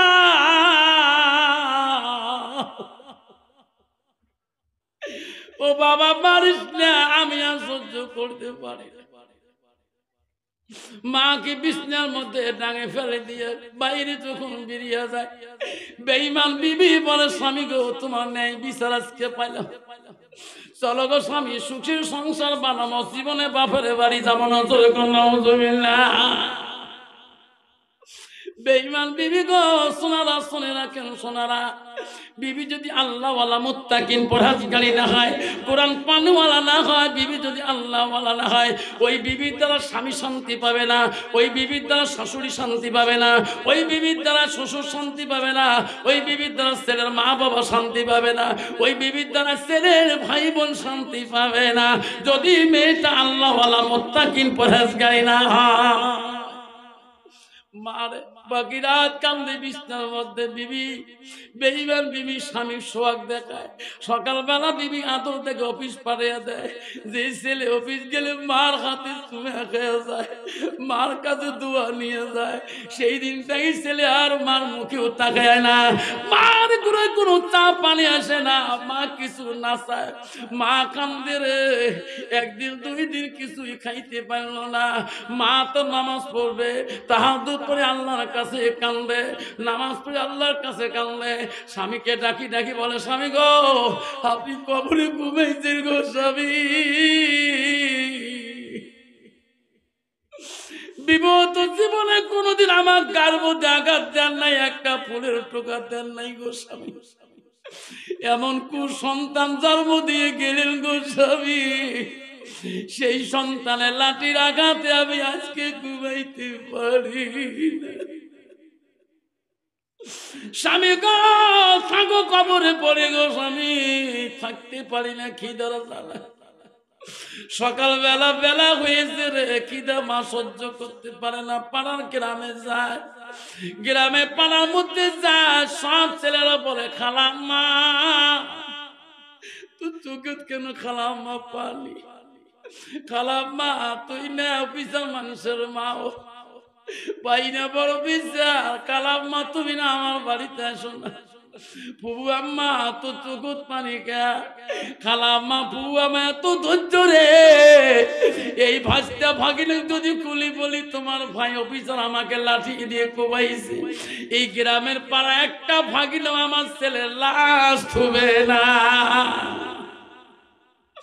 মানে তো ধৈর্য রে। কেউ কে পাড়ার কোন ছেলে ভাগ্নে ভাগ্নি কে বললো না। 3 দিন পরে মা অনাহারে তাকিয়ে বেডিং পত্র বানিয়ে স্বামীর কবরের পাশে যা বলে, স্বামী গো গেলাম গো স্বামী, প্রতিদিন ফজর নামাজ পড়ি, প্রতি ওয়াক্ত নামাজ পড়ি, তোমার নাম ধরি দোয়া করি, আজকে তোমার কবরে তোমরা থাকো গো স্বামী, এমন দেশে চলে যাব গো স্বামী, না খেয়ে মারা যাব। এই কুসন্তান বেটার ইনকামের টাকা খেয়া আল্লাহর ইবাদত করতে চাই না। এই কথা বলি যখন বিবাহ চলিয়ে যায় রে, 2 দিন 3 দিন থেকে মা নাই, 1 মাস থেকে মা নাই, বেঈমান অফিসার হঠাৎ করে রাস্তা দিয়ে গভীর রাতে ওই অফিস করি বাড়ি এসে গো, এই সময় রাস্তার পথে এখন ধর্মসভা আওয়াজ পায়, অফিসটা শুনল রে, জীবনে সভা সমিতি শুনলাম না, আলেম ওলামারা কি ওসিয়ত করলো জানলাম না, 10টা মিনিট দাঁড়িয়ে যাই গো, কি আলেমরা বলে গো, ওই সময় মৌলানা দোয়া করি বলছে, ভাই রে ও শুনি বাড়ি যাবে, আমলটা নিয়ে যাও ভাই, কি বাড়িতে যাওয়ার পরে তোমার মার দিকে আঘাত দিও না, তোমার মা কণ্ঠ সুর দিয়ে দেখাইও, তোমার বাবার মনে দুঃখ দিও না, তোমার হাত দিয়ে তোর মা যাতে কষ্ট পায় না, তোমার হাত দিয়ে যাতে তোর বাপটা কষ্ট পায় না রে বেটারা যুবকরা, তাহলে তোমার এই হাত জাহান্নামের আগুনে দাউ দাউ করে জ্বলবে, এই পা জাহান্নামের আগুনে দাউ দাউ করে জ্বলবে। আল্লাহ বলে দিছে বান্দা আমার ইবাদতের পরে ওয়াবিল ওয়ালিদাইনি ইহসানান, তুমি তোমার মা বাবার সঙ্গে সৎ ইহসান করো, সৎ ব্যবহার করো, কুল্লাকুমা কাওলান কারিমা, এমন কাদুর বাক্য বলিও না তোমার কথা দ্বারা তোর মা বাবা যাতে ও শব্দটা পায় না। অভিযোগ শুনতে শুনতে যখনই সহ্য করতে পারে নাই দৌড়ি দেয়া মৌলানা সাহেবের পা 2টা জড়ো করিতেছে, হুজুর এই বয়ান করেন না কে, আমি 1 মাস আগে আমার মাকে আমার হাত দিয়ে লাঠি দিয়ে কুবাইছি, আমার হাত যদি জাহান্নামের আগুনে জ্বলে এই হাতের কি মূল্য, পায়ের কি মূল্য, হুজুর তোমার পা 2টা ধরে কান্দি গো হুজুর, হুজুর আমাকে মাফ করে দে, আল্লাহ যাতে আমাকে মাফ করিয়া দেয়। হুজুর বলছে ব্যথা আমার পা তো দূরের কথা রে, সারা বিশ্বের মানুষের যদি তুমি পা ধরো রে ব্যথা, কোনদিন আল্লাহ মাপ দিবে না যতক্ষণ পর্যন্ত তোর মা তোকে মাপ দেয় না। বেটারে যদি বাঁচতে চাও বেটা আমার পা ছাড়ি দিয়ে যাও, যে তোর ওই মাটার কাছে ক্ষমা চাও, যে মাটা তুমি লাঠি দিয়ে কোবাইছো, লাঠি দিয়ে মারছো, অভিচার দৌড়ি দৌড়ি পানির দিকে চলিয়ে গেল, 2 চোখের পানি ফেলে আর কামড়ে, মা আমি বড় বেঈমান ছেলে, মা আমি বড় অপরাধী ছেলে, মা বাড়ির ঘরে দরজা যে ডাক মারে, বিবি রে দরজা খুলি দে রে বিবি, দরজা খুলি দে। বেঈমান বিবি ওই দিন বলে, স্বামী গো সারাদিনের শরীরটা ভালো না, মাথার বেশ ট্যাঙের বেশ শরীরের ব্যথা, ও স্বামী বিছনা থেকে উঠতে পারি না, দরজা ধাক্কা দিলে খুলিয়া যাবে। ফ্রিজে ভাত আছে, ফ্রিজে পানি আছে, ফ্রিজে মাছ আছে, মাংস আছে, টক আছে, সবজি আছে, ডাইল আছে গো স্বামী নিয়ে খান। আজকে যদি ক্ষমা করেন আমি তোমার গুটি খানা দিতে পারবো না। কিন্তু বাবা এইরকম ডিজিটাল বিবি সমাজে আছে না? তোমার তুই ঘুঘু ডবার নাই, স্বামী কয় নিয়ে খেতে পারেন না, নিয়ে খাও। বেসাতে এমনি বউ দিয়ে ভয় খায়। কত বউ আছে বাবা, স্বামী নাকে টাকে ডিগি ফেলে, আছে না? বউ কালকে ঘুঘু ডোবা গেছি গো, আফসার মোল্লা আসছি দেখতো বউ 7 দিন আগে তোমার বড় ভাই এমন করছি, নাক নাগি গেছে, নাক ফাটে গেছে। বউ তুই কইলে ও শনি কল জায়গায় থাক থাক করে কাঁপে। বউ মানুষটি এত সাদা, কত বাবা বউ যদি কারো নাকে নাক ফাটে ফেলায়, ওই স্বামী কোনদিন বাজারত দেখবে বড় বউ নাক ফাটাইছে কবে বুঝান ও শুনি বউ কই যে থরে কাঁপে। ও শুনি বাড়ি গেল বউ, তুই নিন ধরে না বউ বাকি নাই বেসরাও আমার ও শুনিয়ে গেছে বউ, উনি আসলে নামাজ এমনি 3 মাস থেকে আওয়াবই নাই, তাতে ডিগি ডিগি হয়ে গেছে। যেই বাড়ি যাচ্ছে নামাজ পড়িয়ে সবার সঙ্গে আসুন, টক করিতে হাত দিতে ধরলো, মাফ করেন মেলা ঢিগেছ এমনি সাদা, যা মাপ দিল, যা আফসোস বয়ান শুনছিস তো, যা মাপ দিল। বউ যেই মাপ দিচ্ছে কলজেটা আমার ঠান্ডা হয়ে গেল। আজকে সকাল থেকে 4 বের ভাত খালো, পেট ভরে না। তুইও তোমার মাসির বেটি খালো তো বই নয়, তুই আমার কারপত বলছিস কালকে? হ্যাঁ। তুই দুলে ভাই গুলি ফেলতেছিস বিছনার থাকি, তুই মাপ নিস না? মুই মাপ নে, মোর মাও পড়ে গেছে, তুমি জীবনে মাপ নাই নাই তারে বেটি মুই মোর মাপতে, মোর বাপতি মোর মা মানুষ বেশিছে নেই। আসলে মা যদি ভালো হয় মেয়ে ভালো হবে, মেয়ে যদি ভালো হয় রে মা ভালো হবে, মাস্টার যদি ভালো হয় ছাত্র ভালো হবে, ছাত্র যদি ভালো হয় রে মাস্টার ভালো হবে, ইডি যদি ভালো হয় ফার্মা ভালো হবে, ফার্মা যদি ভালো হয় রে ইডি ভালো হবে। এমন জাতের কচু আছে অল্প জালে সিদ্ধ হয়, এমন জাতের মেয়ে আছে অল্প কথায় বুঝিয়ে পায়, এমন জাতের কচু আছে অল্প জালে সাজে না, এমন জাতের মেয়ে আছে অল্প কথায় বোঝে না। বাপ ভালো তার ছেলে ভালো, মা ভালো তার জি, গাই ভালো তা বাছুর ভালো, দুধ ভালো তার ঘি। ঠিক না বেটি? শোনার চানরা আমার মা বলে না, মা বলে না জান্নাত যদি যাইতে চান মা, তুই মৌলানার বেটি হো, মুক্তির বেটি হো, মুহাদ্দিসের বেটি হো, মা তুই মা কারির বেটি হো, এমএলএর বেটি হো, ম্যাজিস্ট্রেটের বেটি হো, প্রেসিডেন্টের বেটি হো, গাঁওগুলোর বেটি হো, মা যাই হও না কেন তোমার কথা তাই যাতে তোমার স্বামী যাতে আঘাত না পায়। মারে শুনে রাখো মা, নবীদের প্রথম স্ত্রী ছিল হযরতে খাদিজাতুল কুবরা, নবীদের দ্বিতীয় বিবি ছিল মা হযরতে সাউদা রাদিয়াল্লাহু তাআলা, নবীদের তৃতীয় বিবি ছিল মা হযরতে মা আয়েশা সিদ্দিকা আম্মা জান, নবীদের চতুর্থ বিবি ছিল মা হযরতে যায়েনব রাদিয়াল্লাহু তাআলা, নবীদের পঞ্চম বিবি ছিল মা হযরতে হাফসা রাদিয়াল্লাহু তাআলা, নবীদের 6 নম্বর বিবি ছিল মা হযরতে উম্মে সালমা, নবীদের 7 নম্বর বিবি ছিল মা হযরতে উম্মে হাবিবা, নবীদের 8 নম্বর বিবি ছিল মা হযরতে মাইমুনা, নবীদের 9 নম্বর বিবি ছিল মা হযরতে সুফিয়া, নবীদের 10 নম্বর বিবি ছিল মা হযরতে রায়হানা, নবীদের 11 নম্বর বিবি ছিল মা হযরতে মারিয়া। নবীদের 21 থেকে 11 জন বিবি জীবনে চলে যায়, কোন বিবির দ্বারাই আমার সোনার নবী কষ্ট পায় না। সুবহানাল্লাহ। কন্ত বাবা বর্তমান সমাজে একটা বিবির দ্বারা স্বামীরা কষ্ট পায় না, না পায় কত পায়। আল্লাহ স্বামী এমন ঢেল ঢেলাইছে আমার, যদি ঠ্যাং না তুলতে ঠ্যাং ভাঙি যা কুত্তে মাথা ফাড়ি দশ। কত নারী আছে বাপরে, মা বোনেরা মা শুনে রাখেন, নবীজির তৃতীয় বিবি ছিল হযরতে মা আয়েশা। আয়েশা ছিল মদিনা রাষ্ট্রপতির মেয়ে, যেরকম সুবহানাল্লাহ। প্রথম খলিফাতুর রাষ্ট্রপতি মদিনা প্রথম শাসনকর্তার মেয়ে ছিলেন মা আয়েশা সিদ্দিকা। মা নবীজির আবু বকর দুইটা মেয়ে ছিলেন। প্রথম মেয়ের নাম ছিল হযরতে আসমা, আর দ্বিতীয় মেয়ের নাম ছিল হযরতে মা আয়েশা। আয়েশা ছিল নবীজির 3 নম্বর স্ত্রী হযরতে মা আয়েশা। আয়েশা ছিল কোরআনের হাফেজা। জোরে কোন সুবহানাল্লাহ। আর বর্তমান সমাজে নারী হলো ঝগড়ির হাফেজা। ঠিক না ঠিক? কি ঝগড়া করে বা ঝগড়া করতে করতে স্বামী যদি কালা হয়, স্বামী কালটু গোলাম পর্যন্ত কয়। জোরে কোন ঠিক না ঠিক? স্বামী কালটু, স্বামীর বাপ কালা, মা কয় মা কোন বংশ বিয়ে দিলু, মা যার তাই কালা। ঠিক না ঠিক?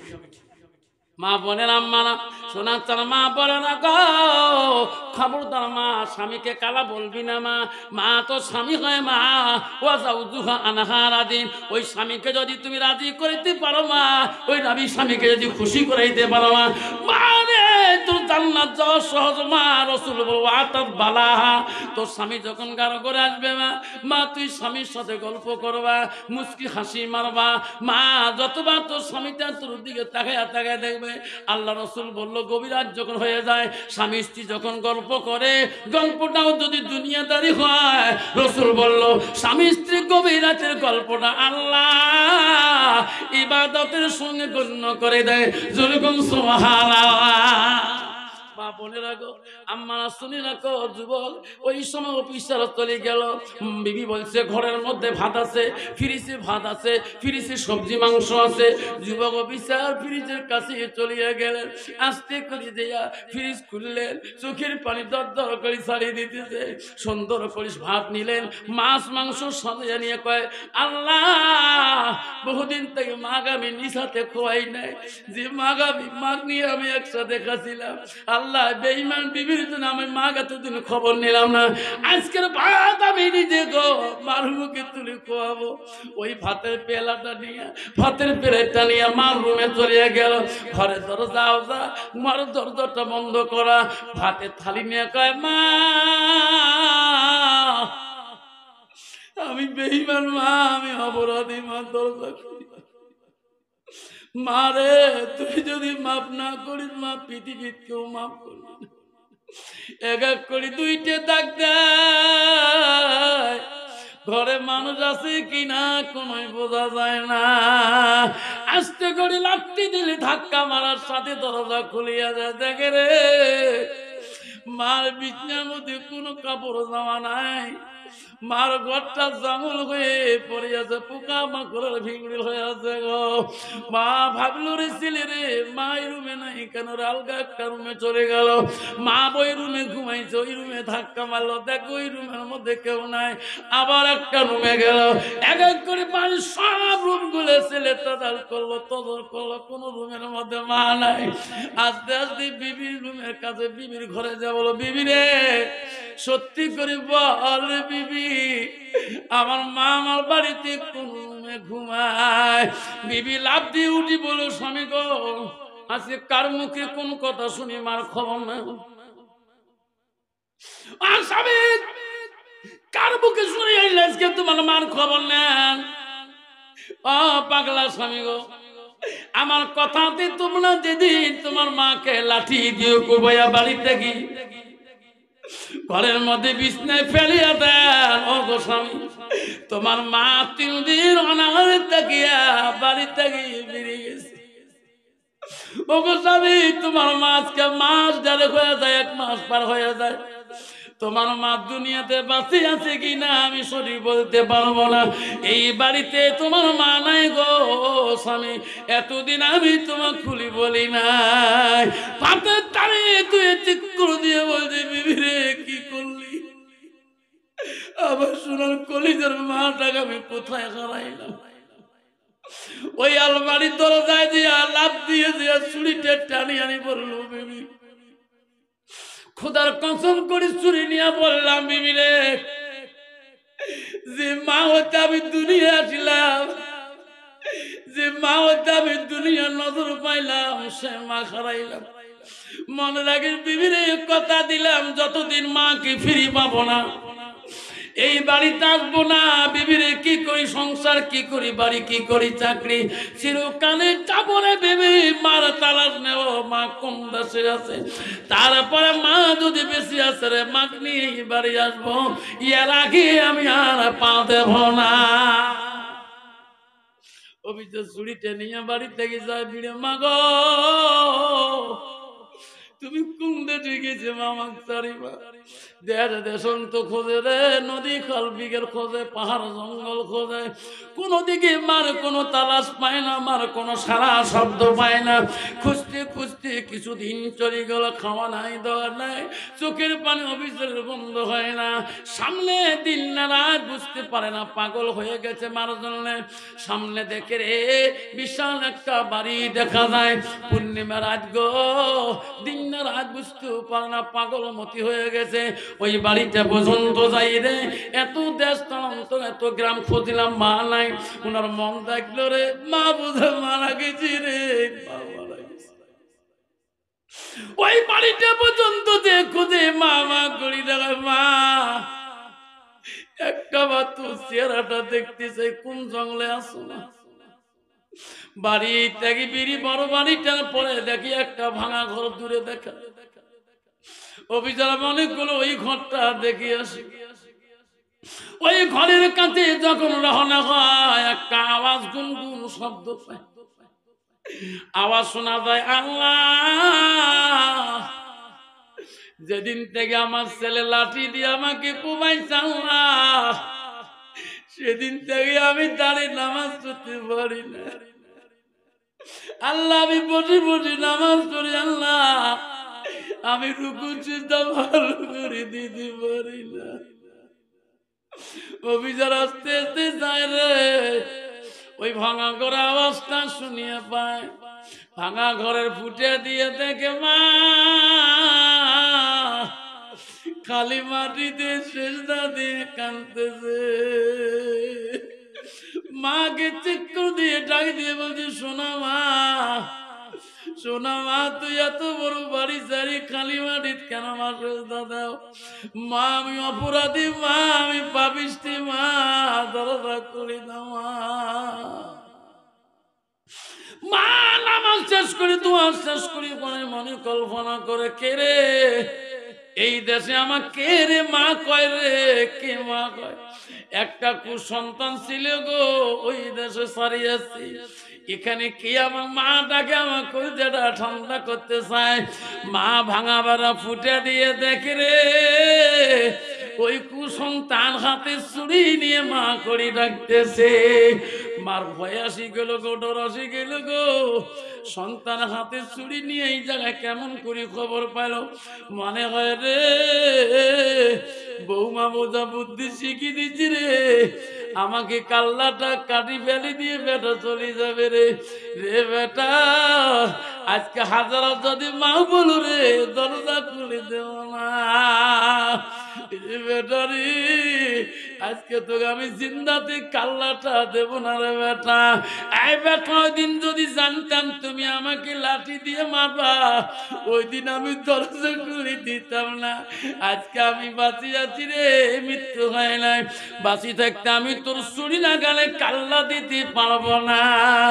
মা মা করে ডাকে, মা ভয়ের চোটে দরজা খোলে না। অফিসার মনে মনে বলবো, আল্লাহ সত্যি আমি জাহান্নামের আগুনে জ্বলবো আল্লাহ, আলেমের কথা মিথ্যা হতে পারে না আল্লাহ, আল্লাহ আমি জাহান্নামে ঢুলবো আল্লাহ।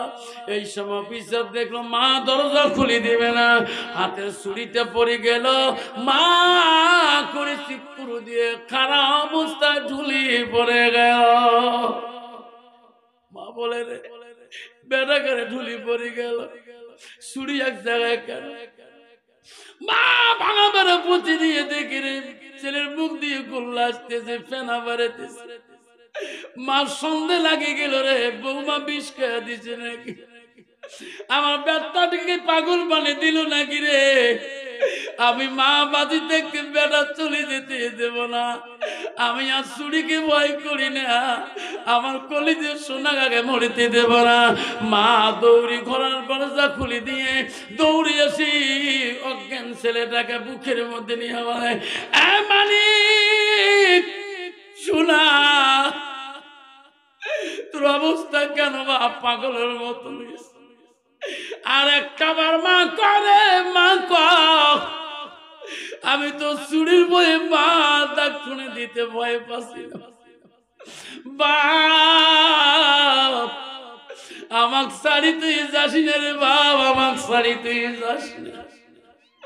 মা কাঁদে, মাওলা ও মাওলা, আমার মানিক কারি নিস না। মাওলা রে আমার ভিক্ষা দাও, আমার সোনার মানিক ভিক্ষা দাও। আল্লাহর কাছে মা বুকে নিয়ে কান্দে, সন্তানের মাথাটা নিয়ে বউ কান পরে রে। সন্তানের অফিসারে জ্ঞান আসি গেল, জ্ঞান ফিরি দেখে রে আমার মা বুকের মধ্যে নিয়েছি। ওই সময় মার পা দুটে জোর করে তুলি, কারণে মা এই পাপিষ্টিকে মাফ করবি কিনে, মা মাফ করবি কিনা? যতক্ষণ মাফ করে দিবে না রে মা, আমি তোর পাশাতি দেব। এক হাতে ছুরি টানে ছেলে আনিয়া মা তো দিয়ে নেয়, মা নেওয়া ছুরি টানে মা, যে হাত দিয়ে মা তোর শরীরে আঘাত করছে মা, তোর হাত দিয়ে মা আমার কাল্লাটা দুখণ্ড না করা পর্যন্ত আমি তোর পা জীবনে সারে দেব না। কেউ কান্দিনি প্রসবে কালে, কিন্দিছিল শুধু তোমার মা। মায়ের দিলে কেহ ব্যথা দিও না, রক্ত মাখা শরীরে মা ডুবিয়েছিল ঘরে। হৃদয়েরই গোপন জিনিস মা মুখে দেয় তোলে। ও মা তুমি অমর হয়ে থাকো বড় জীবনের তরে। তুমি মা ময়না গেলে কাঁদব নিশানাতে। আব্দুল্লাহ মদিনা রাষ্ট্রপতির মুখে যখন আঙ্গুর দিয়ে দিল, আব্দুল্লাহ রে, আব্দুল্লাহ দেখে বাবার আঙ্গুরের রস খেয়েও জ্ঞান আসে। বাউকার পরে হযরত ওমর মদিনা রাষ্ট্রপতির জ্ঞান ফিরে পড়ে দেখে আব্দুল্লাহ কাঁদতেছে, তার মেয়ে হাফসা কাঁদতেছে। বাবা রাষ্ট্রপতি ওমর বলছে, আব্দুল্লাহ বাবা, আব্দুল্লাহ রে কান্দিস কে রে বেটা, আব্দুল্লাহ কান্দিস কে, আয় আমার কাছে, আমি দুনিয়াতে থাকবো না বাবা, আমাকে এখন আজরাইল মালিকুল মউত আমাকে সালাম দিয়ে গেল। আব্দুল্লাহ বাবা, আমার বাইতুল মালের ঋণ তুমি শোধ করবে রে। যতটুকু বাইতুল মালের শোধ আছে রে বেটা আব্দুল্লাহ, দায়িত্ব দিয়ে গেলাম, এই বাইতুল মালের ঋণ তুই পরিশোধ করবি রে বেটা। আব্দুল্লাহ রে আমার কাছে আয়, তুমি এমন একটা মানুষের কাছে আমার জন্য সাহায্য আনতে চা। আব্দুল্লাহ বলে, আব্বা তুই একটা মদিনা রাষ্ট্রপতি রে, আমি মদিনা রাষ্ট্রপতির ছেলে হয়ে আমি কার কাছে সাহায্য বলে যাব? আব্দুল্লাহ তোর বোন হাফসাকে ডাকাও। মদিনা রাষ্ট্রপতির মেয়ে না হযরতে হাফসা। হাফসা হলো নবীজির 5 নম্বর স্ত্রী। হাফসা সে বেটি রে কান্দিস করে মা, আমি নবীকে ভালোবাসিয়া তোর সাথে আমি বিবাহ দিয়েছি রে বেটি। হাফসা আমার জন্য তুমি সাহায্য আনতে যেতে হবে। হাফসা কইছে আব্বা আমি রাষ্ট্রপতির মেয়ে কার কাছে সাহায্য চাবো? আব্বা তুমি একটা মদিনার খলিফাতুল মুসলিমিন রাষ্ট্রপতি হযরত ওমর বলছে ওরে আব্দুল্লাহ হাফসা আমার নবীজির স্ত্রী মা আয়েশার কাছে তোরা সাহায্য আনতে যাও। কিসের জন্য? কইছে বেটি রে বেটা আয়েশা আম্মাকে বলবা আমার আব্বা তোর কাছে সাহায্য চাই। বলবা নবীজি যে জায়গা শুয়ে আছে ওই নবীর পরে আয়েশার আব্বা আবু বকর শুয়ে আছে। আব্দুল্লাহ আয়েশা আম্মাকে বলবা আবু বকরের পরে কবরের জায়গাটা খালি আছে, ওই জায়গাটা আমাকে সাহায্য দিবে কিনা?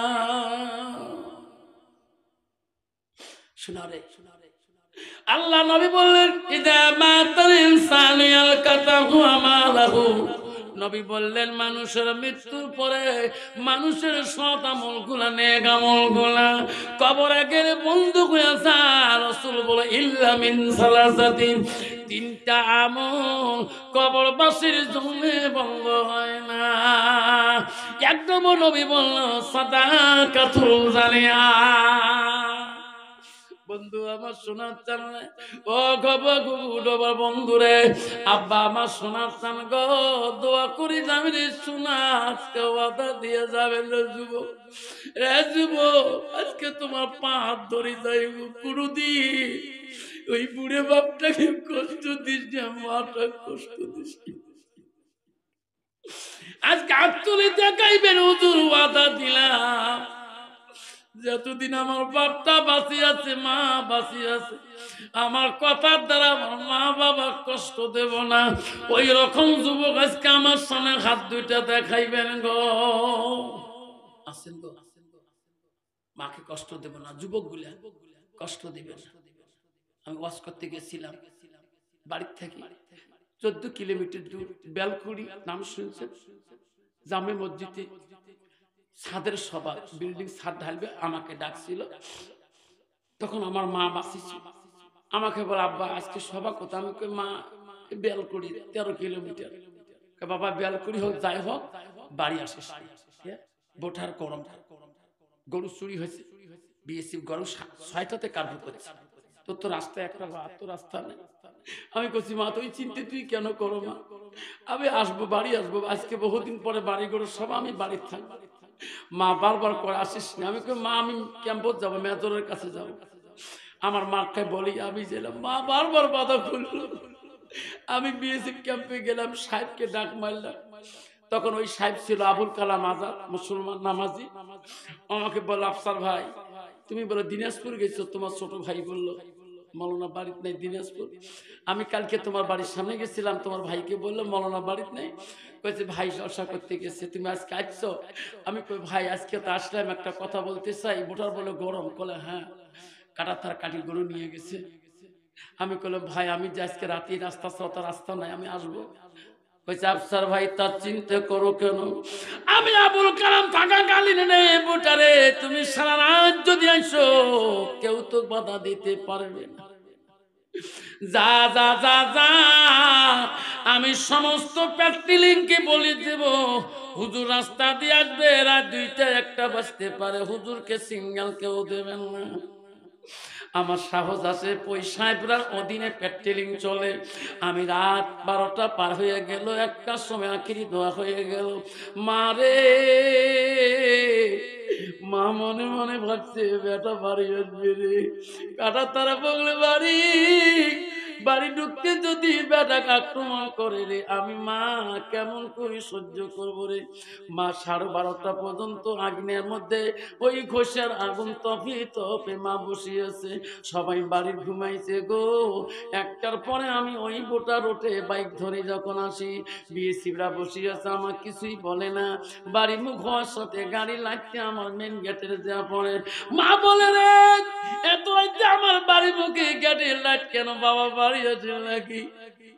মা কালী থাকার জন্য এতে নিয়েছে, মনস্থ নিয়েছে। মা ঘরের দরজাটা খুলিয়ে গেটের সামনে যে মা আস্তে করে লক খুলি দেখে হয় ওই মা ঠাস করে দরজা খুলে দিল, বাড়ির ভিতরে ঢুকিয়ে সালাম দিয়ে বল, মা কেন মা তুই এখনো চেতন আছিস? মা মা বলছে, মানিক বাড়ি ফিরার কথা বলছিস রে, দেখ ঘষের আগুন এখনো দাউ দাউ করে জ্বলছে রে বেটা, তোর জন্য 12:30 পার হয়ে যায়, তুই না আমি মনে করবো তুই আসবা না। যেই তোর গাড়ির লাইট যখন বাড়ি মুখে পড়লো তখন সন্দেহ করলাম তুই হওয়া।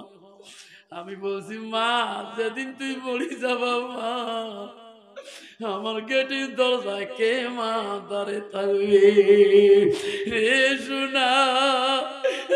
মামা 14 বছর হয়ে গো, কত রাইতে দিয়ে গেটের সামনে গাড়ি হরন দেয় গো, বেটা ঠিক পালে খুলে দেয়, বেটি ঠিক পালে খুলে দেয়, নাহলে বহু খান ধরে থাকতে হয়।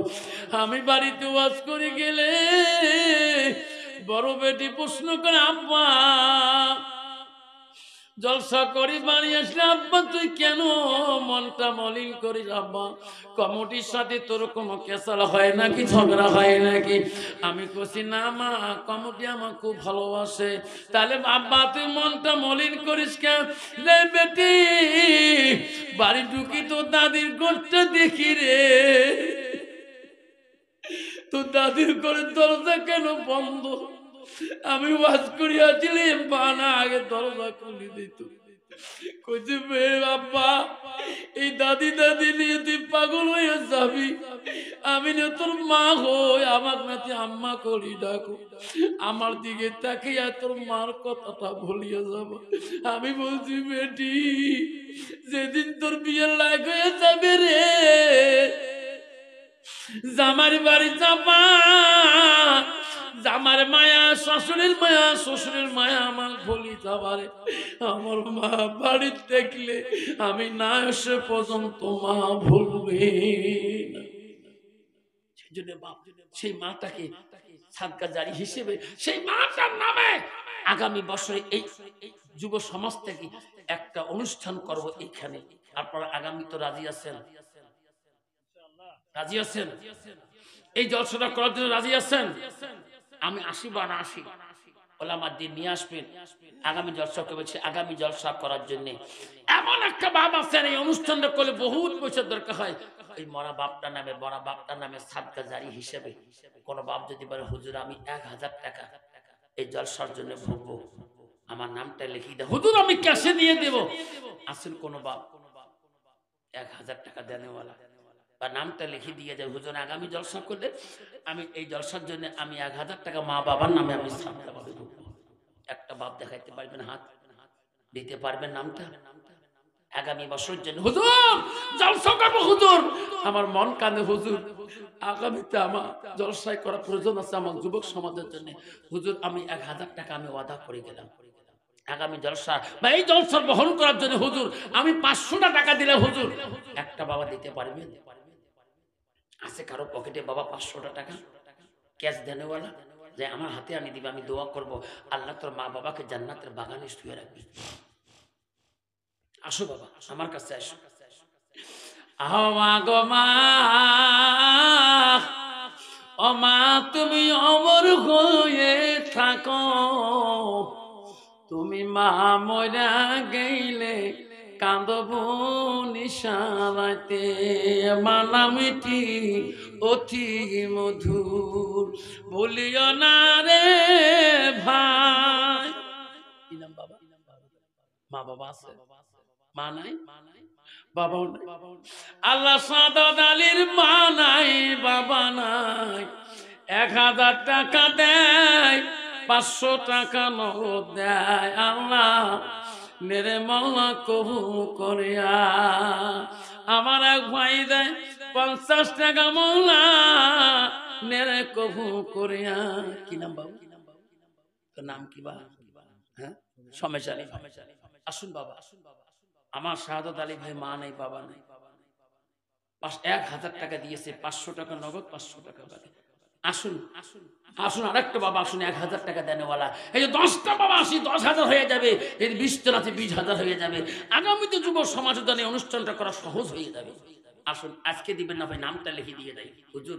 আজকে নাই হুজুর, আমি 1000 টাকা আমার মার নামে বাবার নামে সাদা করে দিয়ে গেলাম। হুজুর, জীবনে কত টাকা ব্যয় করি হুজুর, কত কষ্ট করি হুজুর, কত টাকা লুটতারাজ করি হুজুর, কত নিশা জাতীয় বস্তু খেয়ে লাখ লাখ টাকা নষ্ট করেছি। আজকে মাটার নামে কেন দেব না? যে মা আমার জন্য এত কষ্ট করে, সেই মার নামে আজকে 1000 টাকা কেন দিতে পারবো? কি নাম বাবা? মা বাবা আছে?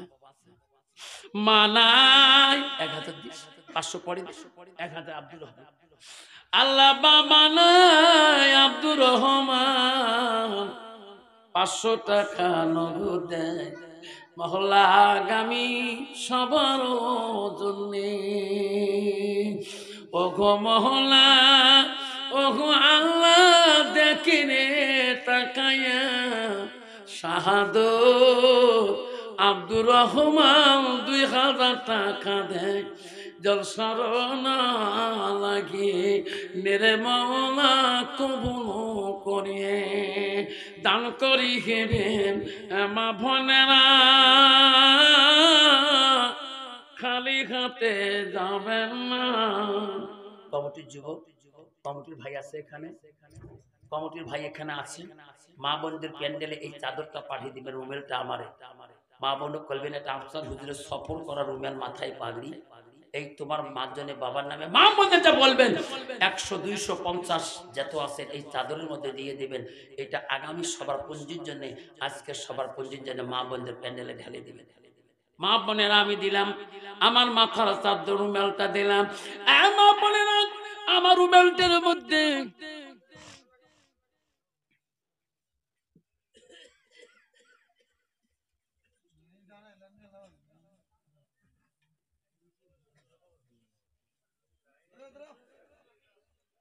বাবা বসো, দোয়া করে দেবো।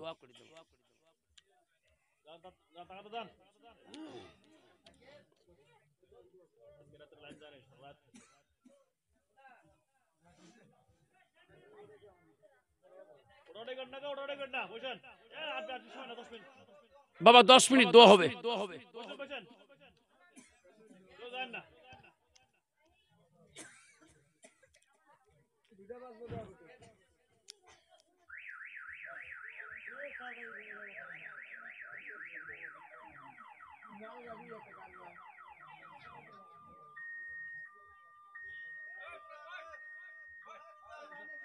ইনভার্টার জেনারেটর নাই?